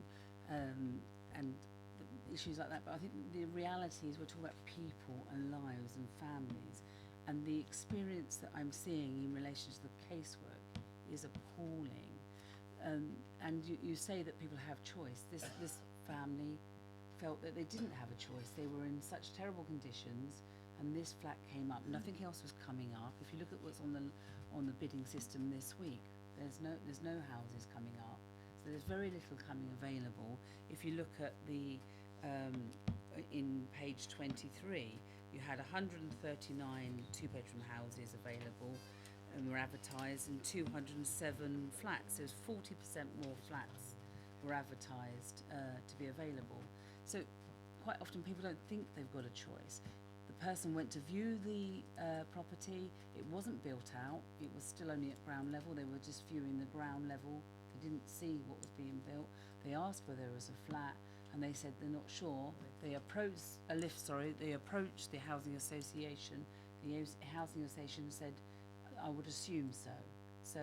And in that flat is all families on all levels, and they're all in desperate need to come out, and they don't want to be there. And I suppose they took it thinking, you know, the reality of something, and if you live in something, but then the reality of it, a family on the next floor down with 3 young children said, I have to wait for one of my family members to turn up because I have to put my bins on the balcony because I can't leave my children to go to the bin cupboard, because you have to walk down all of the stairs and then you have to go out the door, round the corner, unlock the door because that one does have a lock on that door, then you have to put your bin in. Now that isn't possible if you're living in those circumstances, and it's about that. We need to think about, do we want those people to be living in that conditions? They can then come up with a medical reason for their move. They're feeling depressed because they're living there, or their back, and most people that I've spoken to, their backs are killing them and they're struggling. in one of the properties, she didn't have a car, so she had to physically carry up her pram and her 2 children up the flights of stairs because she wasn't allowed to keep it downstairs by the housing association. I'm still waiting, and they haven't built yet, and we've been waiting now 8 months for a shed to be put in the garden to put a pram in. And if we're going to house children in flats, we need to make sure that it's going to be suitable. And it isn't suitable. And it may be a choice, but people make choices and sometimes they make mistakes. If they make a mistake, they should be able to go back onto the register and wait their turn, because their accommodation, they've been told, most of these families, to go on to home swap. Nobody wants to move into a 2-bedroom flat up 4 flights of stairs. And also, most people, it wouldn't meet they wouldn't be allowed to do that because they're not allowed to bid for that because they haven't got family. So only certain people can bid for certain properties. Can I just intervene for 1 minute? Because I need just to get the committee's agreement to suspend standing orders to go on beyond Hoppus 9, which we're just coming up to, and I'll do my best to bring this to an end at a reasonable time. But are you happy to go on for a bit longer after Hoppus 9? Okay, thank you. Carry on, I'm sorry, but I had to just make sure we can go on beyond Hoppus 9. I would like to take out anybody who would like to come and view some of these families. They're very happy to meet you. So if you would like to come with me to meet the families and to see how they're living and that they are really unhappy in their accommodation, please contact me, because I will take you out and I will introduce you to them and for you to experience what their life is like living in these flats. I think Councillor Robbins is just about to volunteer, but if you give him a chance. If you contact me and tell me when you're going out, assuming that the timings work for me as well, I'm more than happy to do that with you. Okay. Okay. Who did I have on the list? Councillor Waldridge. Thank you. My question's completely different theme. Well, you were probably pleased to know. I'll refer you to page 21 and then page 29 because they're kind of linked. I suppose the first bit of the question is about the number of applicants in band 1. There seems to be an awful lot of a particular single people, 84 people in band 1, which, bearing in mind that's a critical banding, classed as life or death situation. That I find that really concerning. What I'd really like, and if we then look at page 29, the amount and look, it stands out like a sore thumb.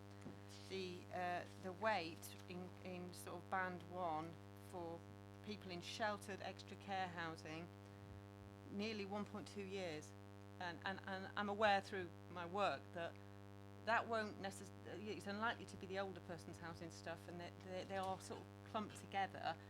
So my question's about the breakdown, really about extra care particularly. I have real concerns whether our extra care there is enough extra care places in the borough to meet our needs. So I don't know. I'd really like a breakdown. If you could give me a breakdown of those 84, are they made up mainly of older people waiting for extra care? Are they made up? And I imagine it's a mixture, but it'd be good to have a breakdown. See and if I then can answer the question. if you can explain page 29 and that high wait for people in band 1. Okay. Bearing in mind that's critical people for life or death situation having to wait 1.2 years for appropriate accommodation. That's Are you able to? Thank you. Thank you. I mean, are you able to answer that here and now? Sue, can you? Generally speaking, most people that are in band 1 are people that are existing housing association tenants that are under occupying their accommodation by 2 bedrooms or more. So we give them, all couples, we'll give them an overriding priority on the register because we want to free up the family units. I think it's fair to say a lot of those people, band 1's only meant to be time limited for a 3-month period, but it's fair to say when somebody is looking at a downsizing of their family home, they're not going to make a rash decision in 3 months. They're going to wait until something they really want comes up. And sometimes you find that that people are choosing not to bid, and then there are life changes and their move is into extra care when they may not have originally gone onto the register for it. So it's kind of a change in circumstances from point of application to when they decide to move. Does that help? Yeah, come on. In which case, is it appropriate for them to be in the same band and have the same priority as your other sort of life or death people, bearing in mind that, that there are, why should they wait and get the exact thing they want, I suppose is what I'm saying, when they're over and above other people who need accommodation as well. Yeah. And therein lies the complexity of a housing allocation policy that balances one need against another. However, the whole point, that there are a number of reasons why you have a banding. One is to reflect urgency and to be able to measure need, but also to make sure that when that person wants to move, they can move because they've got the priority, and it's as vexing for us as it is for everyone else that people can sit there in a property that's being under occupied, but we can't force them to move. But what we can do is support them by giving them the appropriate priority, so that if they're motivated to move, because we know that there are significant levels of under occupation within housing association stock, then they can at least do that. So I don't think there's any disagreement. It's just a reflection of what the reality is. Just the question about extra care and the wait for extra care, because that is of real concern to me. If you haven't got it now, that's fine, but could you come back to us on that? Thank you. No, I'm going to go around in order. I can't remember now. It was Councillor Mackay, I think, then Councillor Tilbury. Did you say as well, Ian? I can't remember. Yeah, and then across to Councillor George after that, I think, was it? I hope I've got. Sorry. Right. Sorry, Councillor Mackay. At the risk of being found to be a councillor that needs to be schooled in this area because of my lack of experience, I will ask a question. I started reading the report and came across that we were pleased and we welcome things. And then the graph on page 22 caught my eye, where there's a strong upward trend in the number of households on the register year by year. And I couldn't square that sort of generally happy intro to the report with this stark graph, unless I've completely misunderstood things. In my experience, a good report tells you the headline, good or bad, very early on, and I didn't really feel there was anything in the report that was telling me how we're going to get this upward trend under control. Okay, who's going to answer that? Put your mic off, Councillor. Sorry. Thank you. Yes, it is a very important point. I think some context might be helpful for the newer members around the council revised its allocations policy a couple of years ago. As part of that process, every person on the housing allocations policy was essentially removed from the housing waiting list and invited to reapply if they had a need.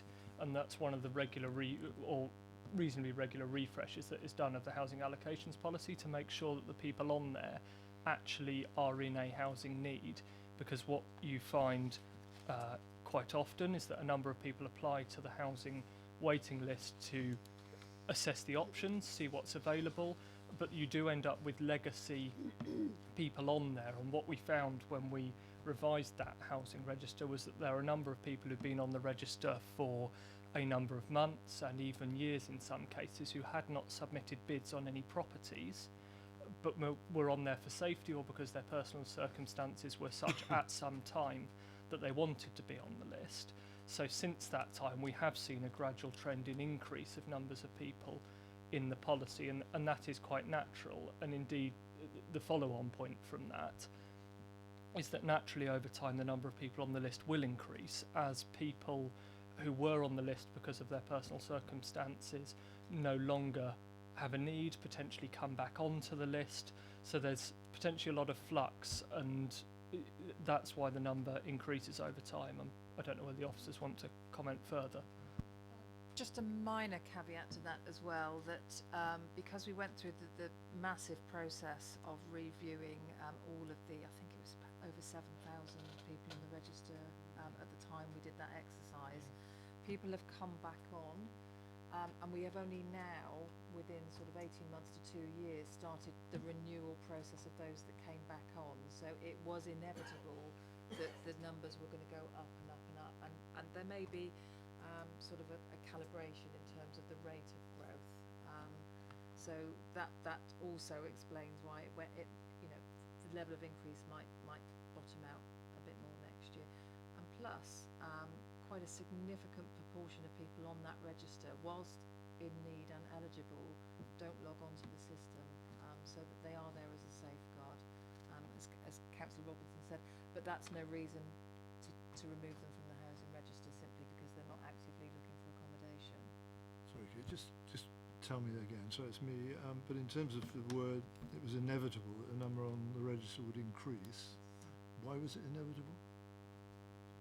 Because every time we've done a housing register review, we've lost about at least a third at any one time. So the prediction was that when it came from the low starting point, which is reflected in these graphs, there was an inevitability it would sort of return to not the high levels that it was, but to increase over years. Because we took a lot of people off the register, as we've said, really, because of the changed criteria, didn't we, really? Because people don't always respond, even though at the time we sent 3 follow-ups, about 3 letters and follow-ups, so there will be that natural migration and immigration over time. Is that helpful, Councillor Mackay? I think I understand that. I just feel from a scrutiny point of view, we ought to be able to separate the statistical issue that you've described to the point where we can understand where we have a real growing need that we're not responding to. At the moment it's difficult for me to see with that explanation whether this graph is hiding something important that we need to know about, or it's purely just this churn, if that's the right word that you've described. I mean, I endorse what you say. I must admit that's something I'm not clearly grappling with, I guess, really.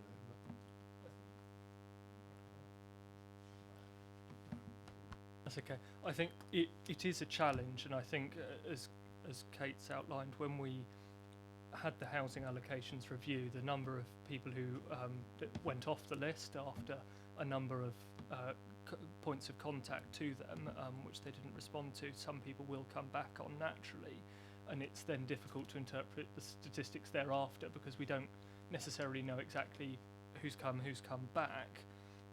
But I think the key point is that the supply of new and relet affordable homes has kept pace with the increase in demand.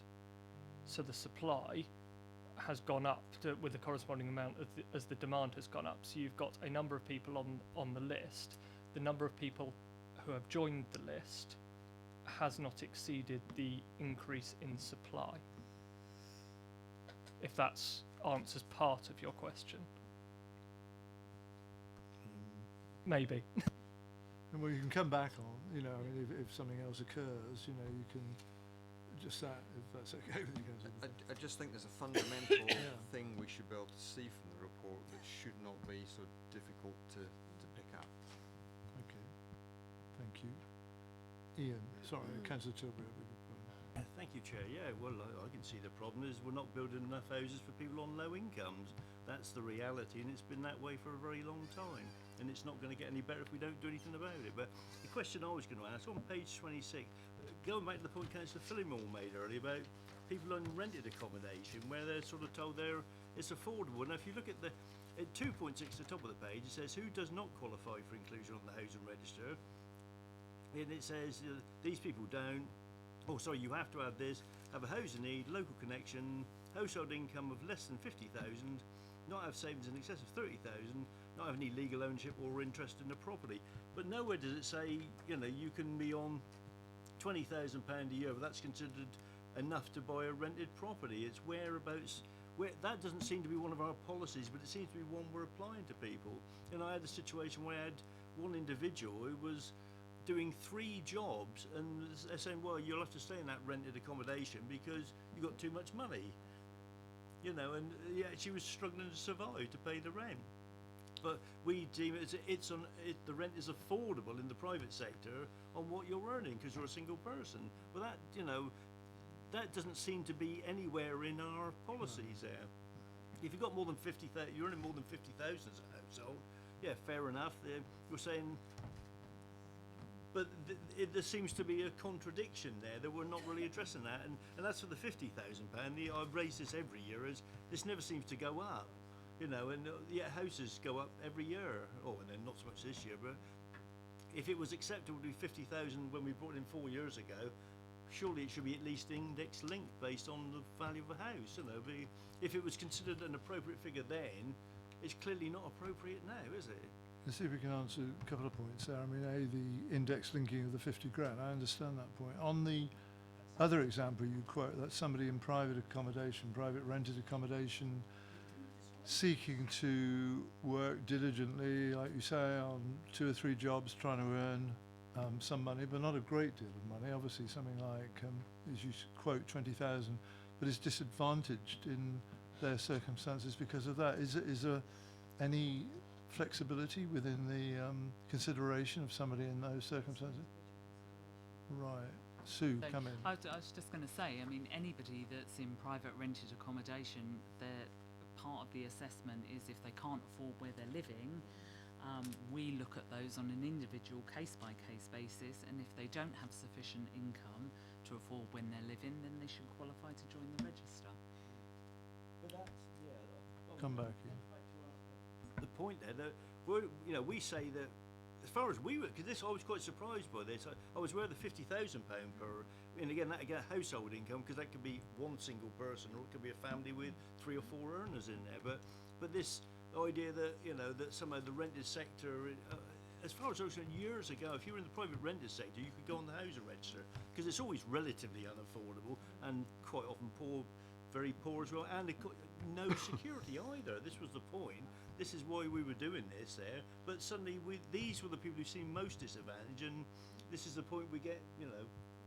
In Overham, we get a number of people that come up. Flats are then given. They said people aren't able to be because they're not on the register. But they're the sort of people who should be on the register. People who are on lowish incomes. If we say, because we're saying you have a household income of less than £50,000 per annum. Fair enough, if we set that as a figure, fine, stick to that, but how are these people being disadvantaged because their rent is, well, they can afford it, there seems to be a contradiction now. I don't see that is our policy, this is our stated policy, it's the one that's in here, and yet somehow we're applying this additional one. Right, put your mic off and let's Sue come back. So one of the things it says is the person has to have a housing need.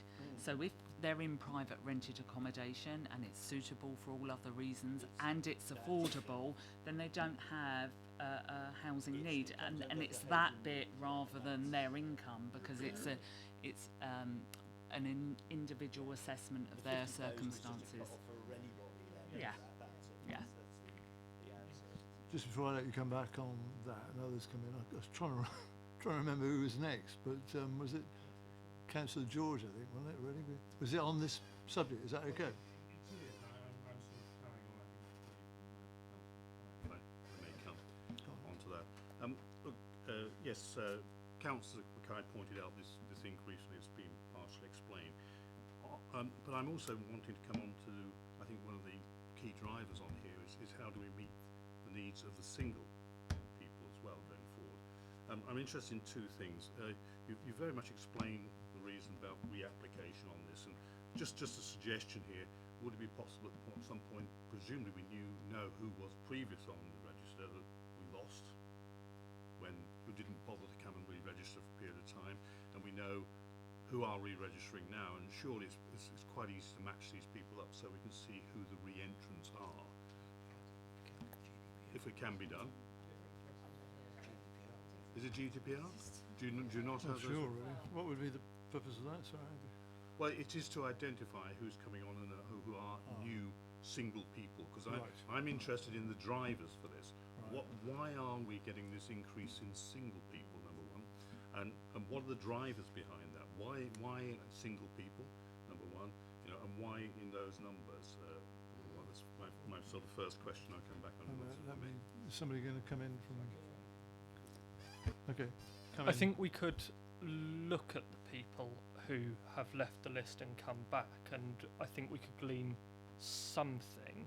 I'm not entirely sure how much we will, because there might be changes of circumstances in there that affect people's apply.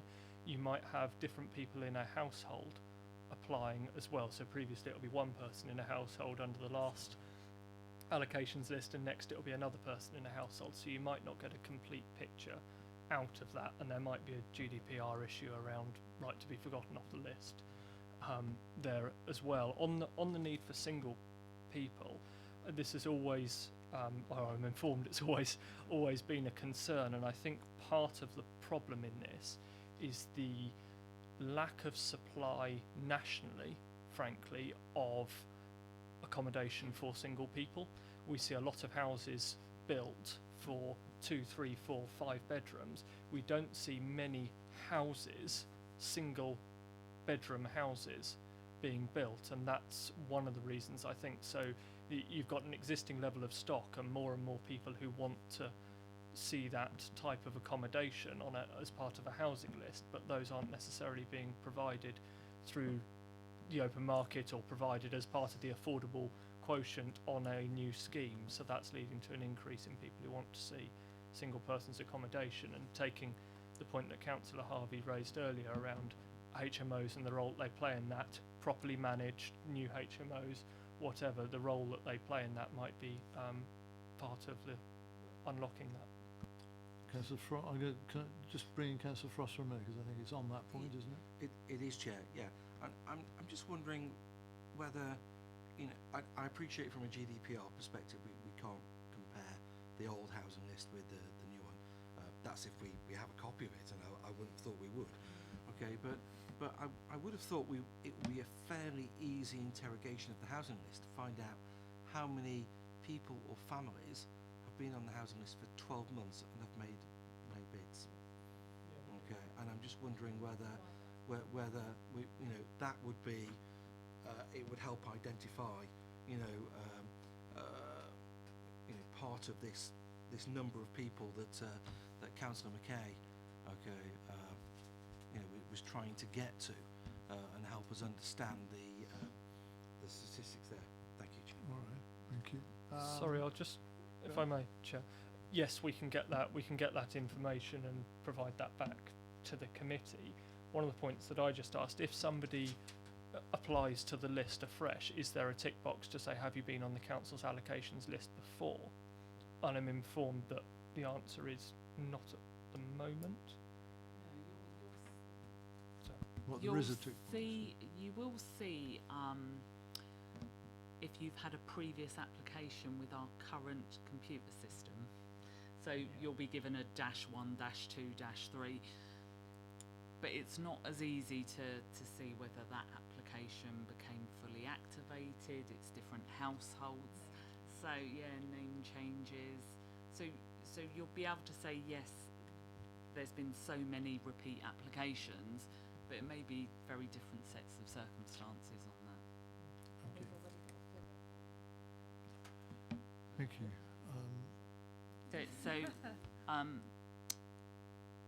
2,225 applicants have not placed a bid in 2019.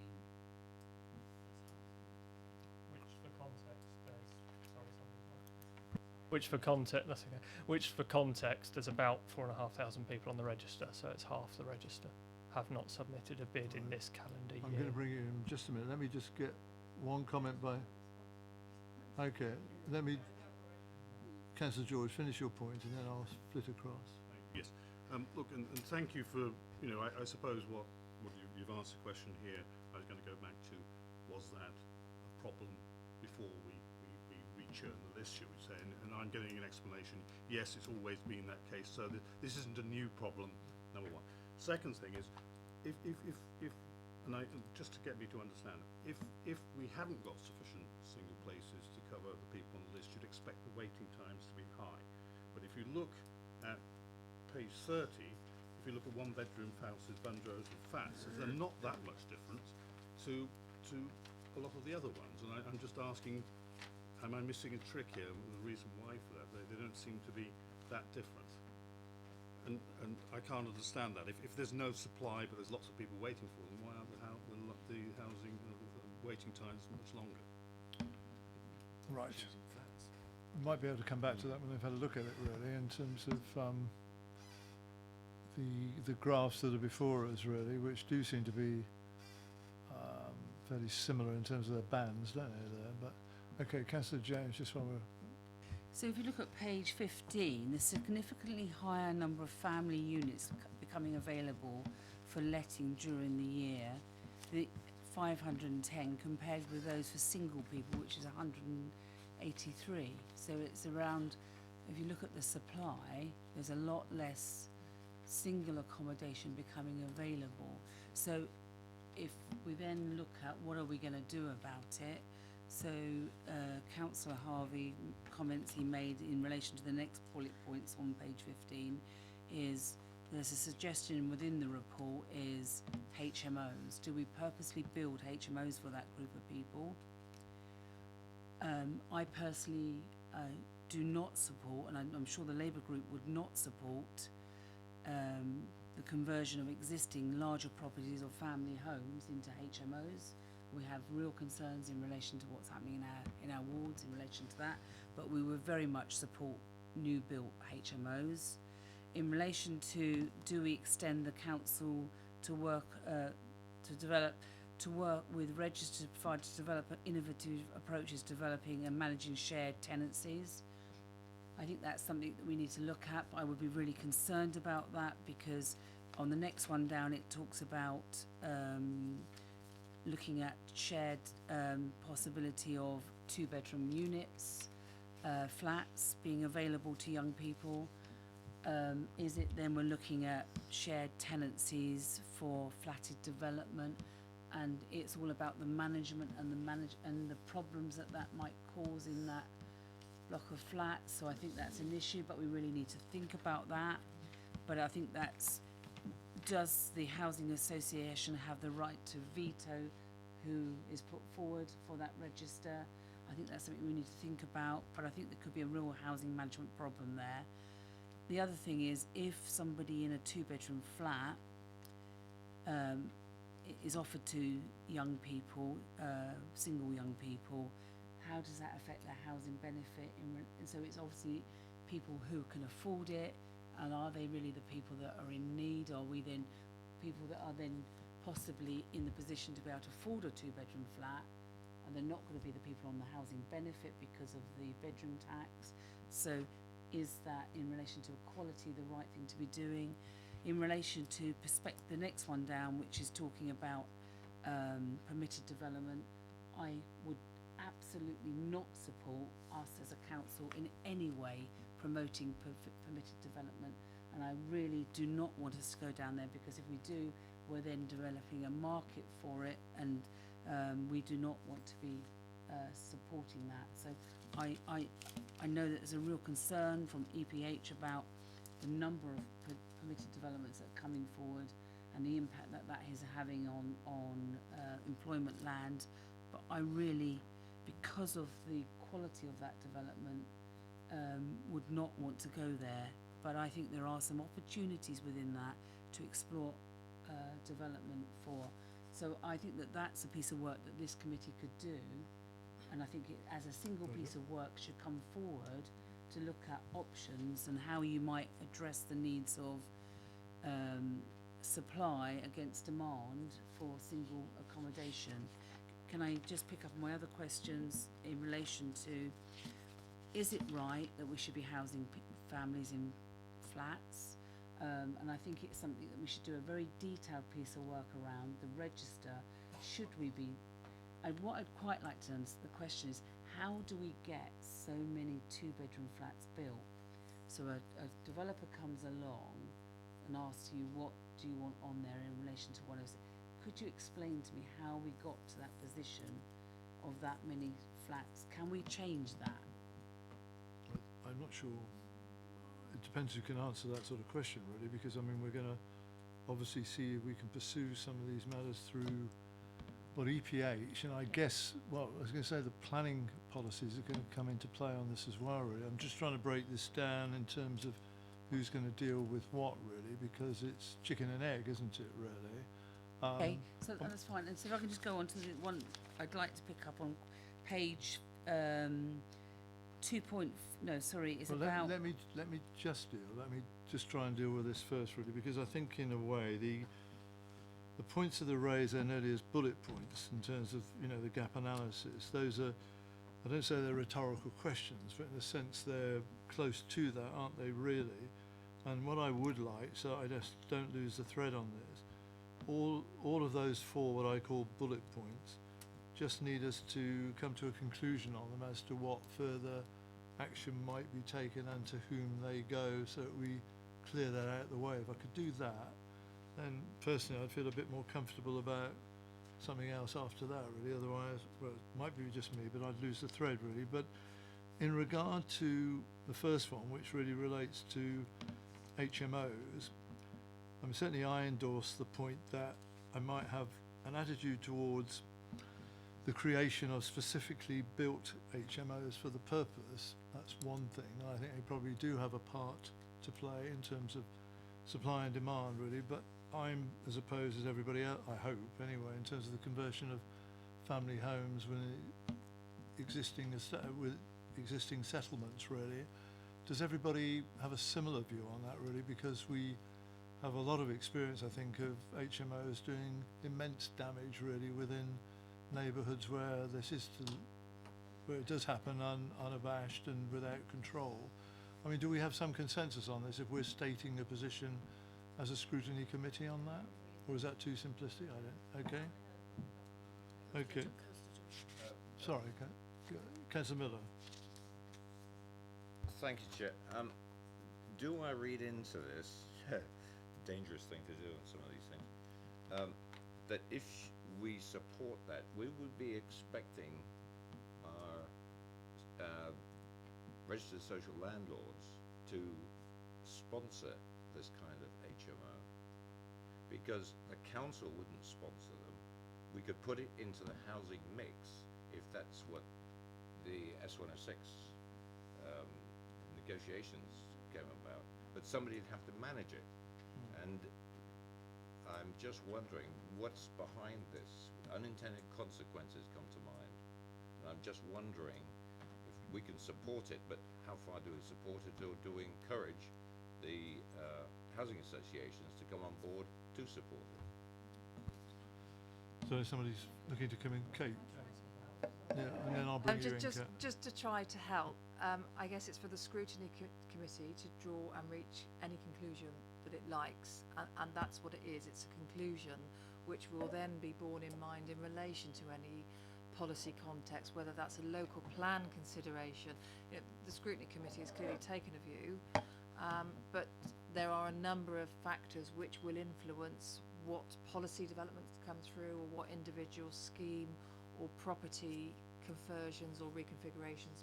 But you know, for noting, and as a line in the sand, the scrutiny committee tonight has drawn that conclusion. But that doesn't mean that things might not happen. It just means that it will be noted. If that helps. Just to supplement that briefly, you know, this comes as an annual report, the allocations policy, for members to have a view and raise any concerns or comments that they've got, and all of those comments will be noted, as Kate says, and fed into the system. And I think the key part of when some of these things will be fleshed out is through the local plan, to make sure that we're influencing the supply side as much as possible. Equally through the housing strategy, which will be coming up soon, and that will go through EPH. There will be opportunities for members to have their say on those various different areas, but certainly the comments from tonight, as portfolio holder, I will take on board, and the officers are taking on board as well, so that we can start to shape the initial proposals. Can I just bring in Councillor Wooldridge? You want to come in on that point? Yeah. Similar, really, to what people said. I am absolutely opposed to our family homes on the estates being used as HMOs. I think that there are possibly scope, not classic HMOs, but some of the larger properties, like, for example, Sandringham Court, could have been used for single people. Well, could still be used for single, but it's sat empty for 4 years. It's crazy when we've got such a shortage of housing for single people, when that's what it was, housing for single people. Likewise, Payne House, and these have probably been dormant for 4 or 5 years now. So I think there's a case for large properties like that. Certainly not family homes, but purpose-built HMOs that done properly by a social. I think we're all provider. saying that, but it's how that's instigated, initiated, and promoted, isn't it? Really. Well, That's I think you have to work in partnership with the land. With I would say social providers, make sure that they're aware it's part of the development brief, and if need be, give some incentives to get them to do it really, and really help them along the way. Okay, Councillor George. Can I come back on other points later? Yeah. Well, let me just finish this point on that first one, and then I'll try and get. Okay, go on. Very quickly, looking at HMOs and things like that, and it's mentioned tonight. Lots of people aren't bidding, and sitting there doing nothing. We've got for single bed places, we've got a fairly average sort of time here of actually waiting times and things like that. And one of the things I question before we go down this route of looking at HMOs, is there anything on, if I was offered a place in an HMO and I was sitting on this waiting list and not really serious about this or what have you, would I actually take them up? This is a big question. In other words, what type of people are wanting to go into HMOs, and do we have that type of people on the register or not? And I think before we go down this route of saying HMOs, yes, we need a major push on this, let's just make sure the type of people we've got would be... No, all right, if we're thinking of going on that route before we think of going on. Okay, both of you, either of you. Can I also echo that? And my concern is, once they were housed in that, they wouldn't be on the register again. Now, how do they get back on the register?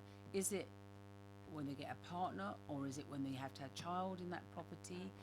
So it's a one-bedroom. So it becomes a problem, and it is a massive, depending on the size of the purpose-built HMO. So I think you'd have to look at the sizes. But if they're quite significant, it's a massive housing management problem. Yeah, exactly. That's what I was saying. In the case of a HMO, if they're shared facilities, they would be allowed back on the register. But I think the broader point, it comes back to one of the points which Kate said first off in the meeting, which is we are dealing here with an allocations policy with a set number of resources, that is the homes that are available, and the people who want to be housed through the waiting list. And people will bid for the options that are there, but clearly they cannot bid for options that are not there.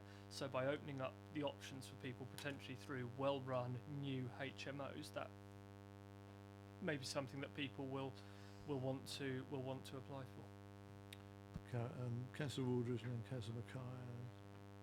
The further point in HMOs I'd like to make, I think if we do go down this route, and especially with the register providers being the sort of lead on this, I think it would be, I think it'd be fair to give the providers a little bit more say to obviously on how to not to manage them, but who goes in them, so that they've got balanced HMOs. Otherwise, it could become a real management problem. So I think that would have to be carefully thought through to match your needs of the list, but also, flexibility too. Against any alarm that as a result of what's here, that there's going to be a plethora of HMO conversions and family conversions. All this report seeks to do is to contextualise and speak either to a policy context or for whether it's a particular property scheme or a policy consideration is an issue, for us to note that we have a considerable unmet level of need with single persons accommodation. This is not a mandate to do anything different. It is simply informing the debate, and for us to take this data and highlight where it might have an impact. So if we're considering an HMO, or if DC is considering an HMO request. Let's see if we can make some progress. I want to try, if I can, to get through this by 10:30 at the latest, because there's a whole range of officers here who've... Could I ask, do we currently house people in HMOs? Have we in the stock? Are we doing this? Not through this at all. Okay. Now, in the...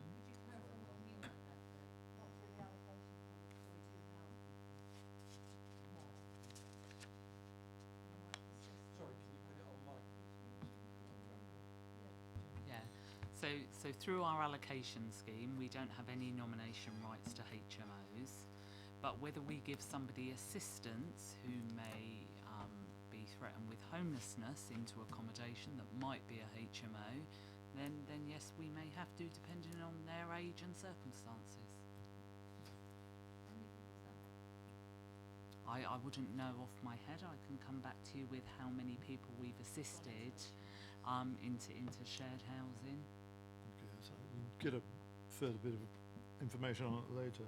Let me just quickly whip through the others that come under the heading I said. The extent to which the council can work with registered providers to develop innovative approaches to developing and managing shared tenancies within their stock. I mean, what's...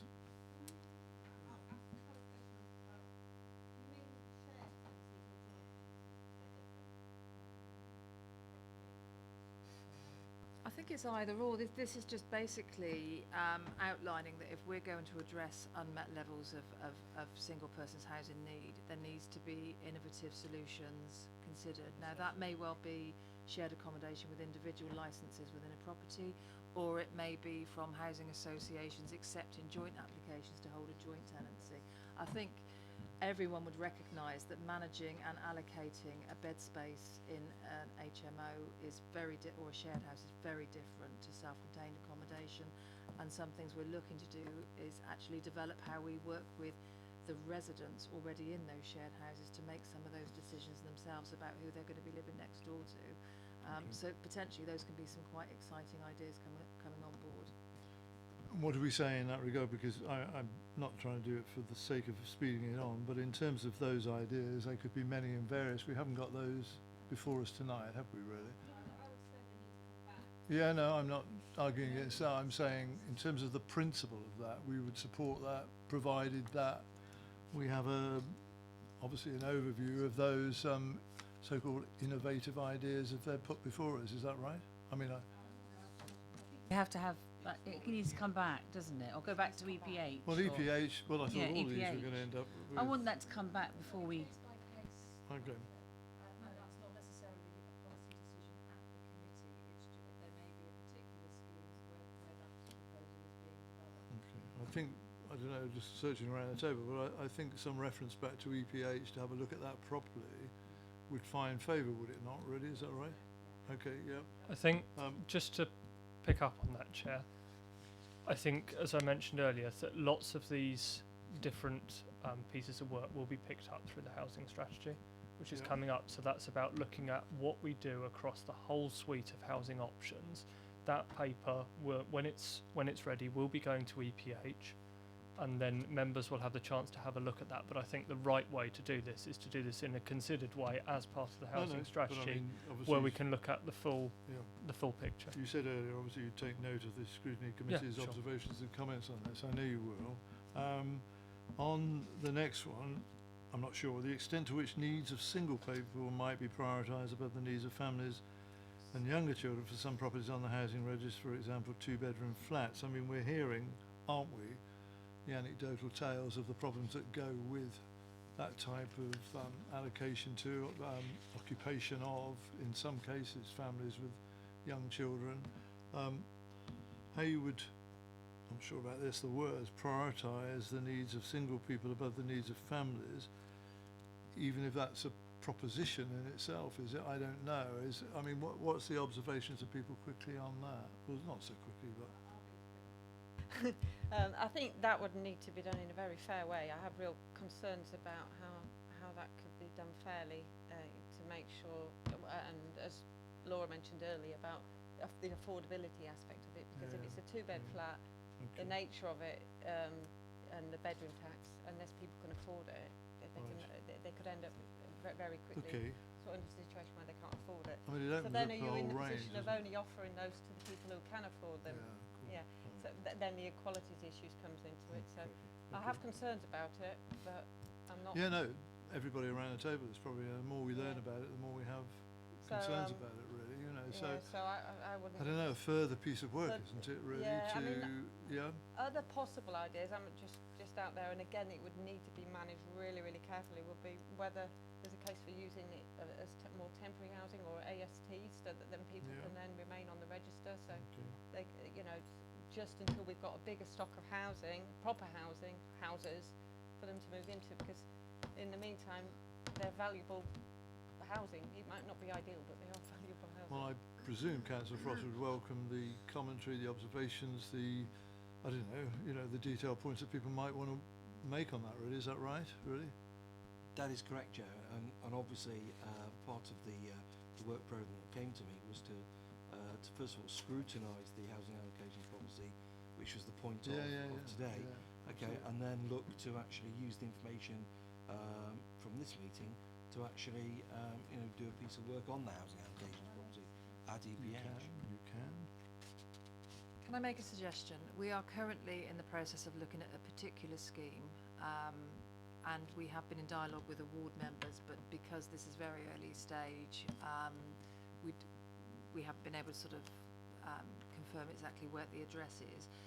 That could tick a number of the boxes that we're thinking of in terms of innovation, using stock, prioritising one need over another. What I would suggest is once that scheme is at a state of readiness where we can go public, we can bring that to EPH to demonstrate how we have taken the principles and the concerns around levels of need, how we've matched that with the scarce resources and an appraisal of what would be best to do in the circumstances, and the model of shared housing which addresses the concerns that have been made about affordability, around management, so we can bring that back to the committee almost like as a showcase. So rather setting the policy context, we're showing how this can work in practice. What Quite sort of happy to do that. timescale would that be, Kate? Any idea? Realistically, it doesn't have to be. We could probably bring that back in January, subject to agreement with all the relevant parties, and it may well be. Does that fit in with your programme? I mean, I don't know.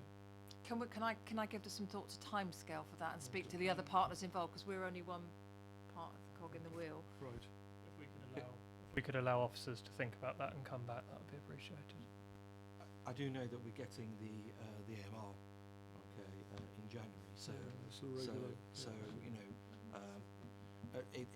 even if it's something very quick, then yeah, we could do that. But have a think and come back. Okay. But Is the I'll committee work it content in. with that, really, in terms of timescale?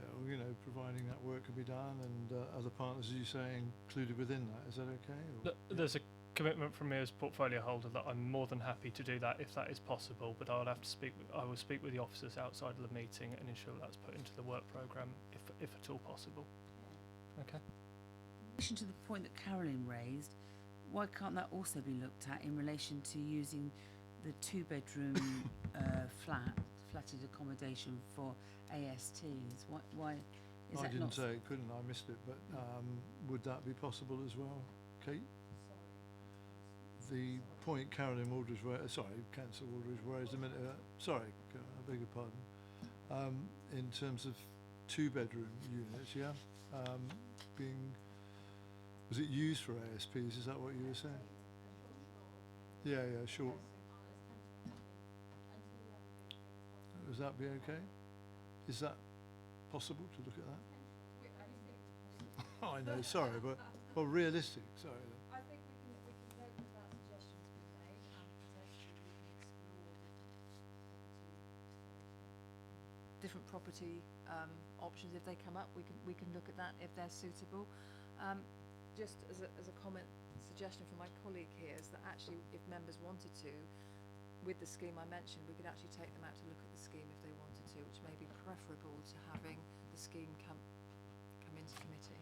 Okay, that Certainly, I'd be very happy. Looks like there's for people that who'd be thinking about taking it up if they get the chance anyway. Is that okay? That's certainly very okay. And Kate, you're always welcome at one of my. On the last point, really coming back to the perspective the council might take in respect to permitted development schemes. I mean, it depends where you start, doesn't it? Here, I mean, it might take all sorts of perspectives, but I don't know whether there's any consensus. I mean, we all have reservations, do we not? Despite government promotion of permitted development, with all the issues that go with that. So, I don't know. Do you want a lot of debate on this, or do we all have a view that says not a good idea? Is that what you were going to say, Councillor, or not? Yeah, it was no, dear God, no, not this, please, no. Okay. Noted. Is that right? Right. Okay, where am I? I mean, just on those, whatever you call them, that's at least a commentary, isn't it, by Scrutiny, which you're going to note and fit into other. Now, coming back to the main report, are there other areas that you want to comment on, ask questions on, so that we can make some progress? And go on, Carolyn.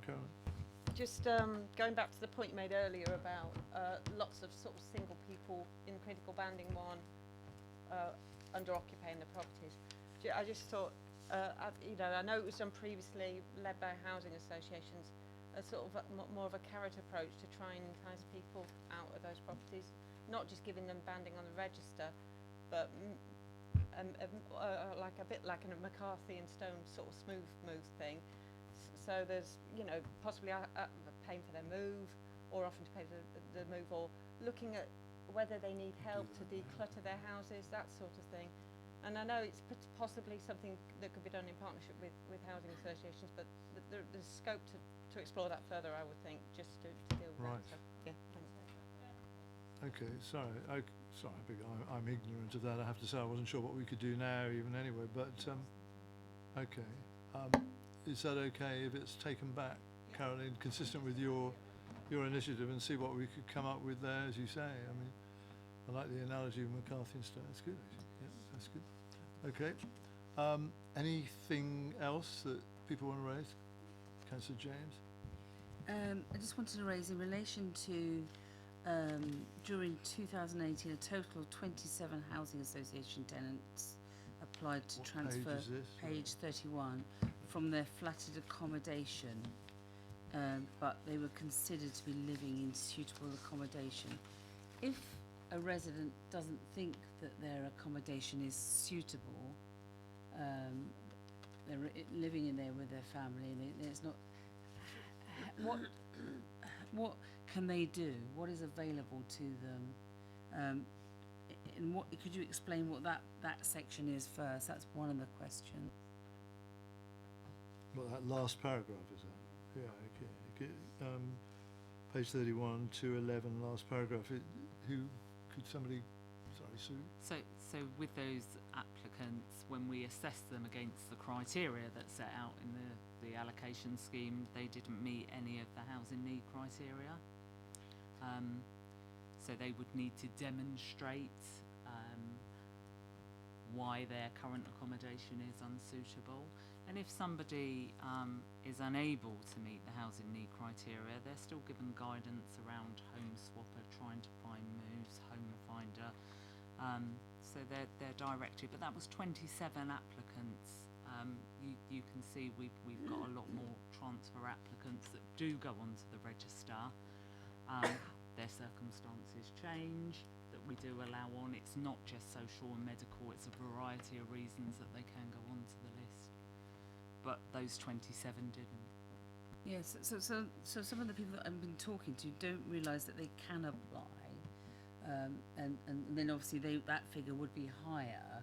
It may be that they'd be turned down, but what I would like to know is how many people are, as piece of this scrutiny and the piece of what I was wanting to do is to really understand how many families are living in upstairs flatted accommodation that would like to move but aren't able to move because our housing allocation policy doesn't allow them to.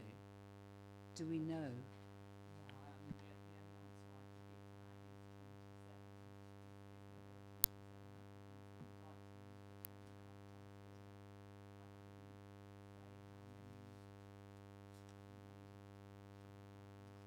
So all of those people now that I'm seeing, I need them to do what to make that figure go up? What do they have to do? If you could explain to me the process. They'd need to go on to the website and make a housing application online. And if they've got problems accessing the internet, then you contact the office, and we can support them to do that. Can I just clarify? Sorry, even beyond the 27 that we're highlighting, the other figure of 119 broken down into the three categories, which is have their accommodation assessed unsuitable or overcrowded, have medical, I mean, they're people who are registered, sorry, for a move, but haven't yet had that granted to them as well, is that right? Oh, sorry, okay, but I mean those, whichever one I pick on is probably wrong really, but that 37, the 31% who have medical, social or mental health issues, which by any definition are going to get worse rather than better, I guess. I mean, what sort of waiting time would we be talking about? It depends what they're looking to move to, whether it's a 2 or 3 bedroom house. But Okay. I think to give a rough estimate of 2 years would be fair. Okay. I mean, it's frightening in a sense, isn't it? You know, somebody, no examples, but somebody with those sort of mental health issues, which has been assessed as being within the criteria, can be waiting that sort of period really where the situation's getting worse. I mean, I know, but we are failing, aren't we really? Or somebody's failing really in that regard, really.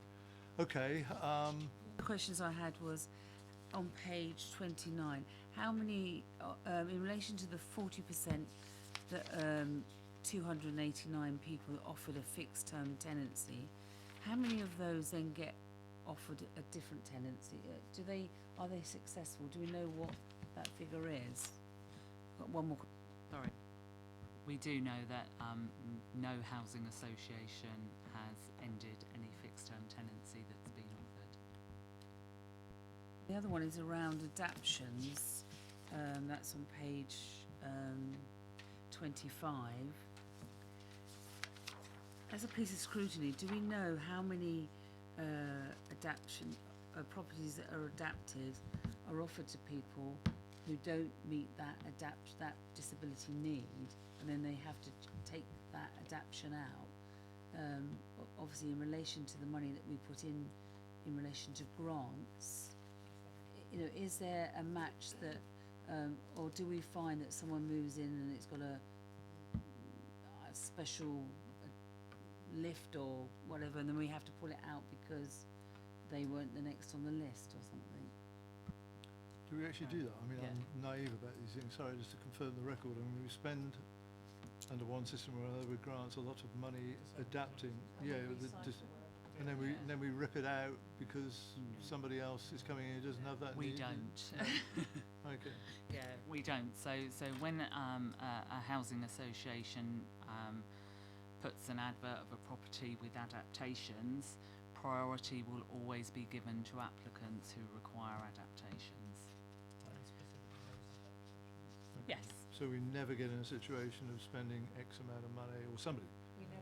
We know. We never say never. But what we would do is we would advertise. Somebody's going to find an example, aren't they? Yeah, we would advertise those properties, and Okay. priority is given to those people. Sometimes what we'll do, depending on the extent of the adaptations, is look to see who we've got on our register rather than advertise it, and do some direct, what we call like a direct allocation. So rather than wait to see if somebody chooses to bid on it, we'll have a look to see, actually, we know this person requires adaptations, is that suitable? I'm not saying there would never be a situation whereby you could have an adaptive property and nobody with the need for the adaptations want it. That could happen. I think it's a challenge of the nature of the wide range of things that a disabled facility grant can be used for a wide range of needs that a individual may have. Wherever possible, that would seek to be used again through somebody on the housing register. But if somebody had a particular complex set of needs and had a property adapted to them, and that property became available again, then it might not be possible to find somebody with the same set of needs. But wherever possible, they are reused, so Can to I speak. just look around the table? I mean, it's 10:30 almost. Can I ask for your understanding support on this, really? It seems to me, I want to get through the rest of the agenda as well, which I'll whip through. Are we able to say we've done sufficient in regard to this report for now? And I knew you'd say yes, but are we okay to say that for now? Because we've got a list of things which, by reference, are going to go to EPH, and I know Sadie will summarise these properly. In regard to sorry, I mean, and all the other questions that we've asked which remain unanswered at the moment, but need some written reply on. I mean, the colleagues have picked those up as well. Is that okay? And I think the offer made by Councillor Robinson is going to be taken up with enthusiasm for him to be trudged around somewhere, isn't it, really? That's good. And also, obviously, a number of the committee has showed willingness, obviously, to see the example that you quoted earlier, Kate. I don't know how you'll arrange that, but you'll send a note out, I guess, to people saying, are you available on a particular day? The officers and myself will be in touch. More than happy to do that, and certainly all the feedback you've given tonight, I've made some notes, and Sadie will be doing the minutes, so we'll make sure that's all fed into strategies going forward. Okay. Well, those of us who know less about these matters than others probably have gained a lot tonight. Is that agreed? And those who are the experts have probably been able to make the comments they want to anyway. Okay, can I just return to the main agenda quickly, just to complete it? Bear with me. Sorry. The review of the work programme, which is 59 to 60 on the papers before you. I think that obviously in regard to the 19th of November 19th of November meeting, in regard to the refuse collection, we've changed, I think, quite significantly our approach to that, and that was picked up earlier this evening, wasn't it, really? So I won't restate that. You've all got a proper understanding of where we're going on that. Could I, turning over the page, if I may, we've got a January meeting with nothing in it at the moment, but I'm sure we'll find something by that time, and it may be a further piece of work in any case on something like the refuse contract anyway, really. Somebody said that on my right, but there may be other things. And I know I was going to say, I meant to say to Sue on my right, I know hasn't had a chance to speak tonight, but in regard to the budget stuff and the fees and charges, we're going to be okay for that for November anyway, Sue, are we? Of course. So I think I previously mentioned, but the work programme hasn't been updated. There's not going to be two separate reports, so it just needs to be amended to budget setting report. Okay. Is that okay? So it's not 4, it's only 3 then, really, but that's good. Okay. I think there are others who might have this question as well, really, on the current review groups down the bottom. And I know Councillor Rowland's now left, I think, hasn't she? And so I just wondered where we were in terms of the 106 review group.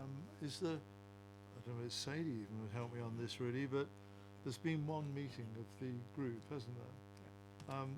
And has another date been set for further work on it? No, we need to sort it out. Right, okay. I think there was a requirement for some legal advice, wasn't there? So it was just waiting for them to confirm that they'd got that legal advice, but I will chase that up. I know we've got 3 of the nominated councillors with us here this evening anyway. I thought there were more than that, but anyway, that's my mistake on that, really. Thank you. The officers certainly downstairs passed the review of what they developed as a flowchart. It's in draft at the moment. It's being circulated to the various officers that are involved in the portfolio holder. And the one concern that I think every ward member, every member of this council was expressing was the lack of involvement of ward councillors at an early stage of the S106 process.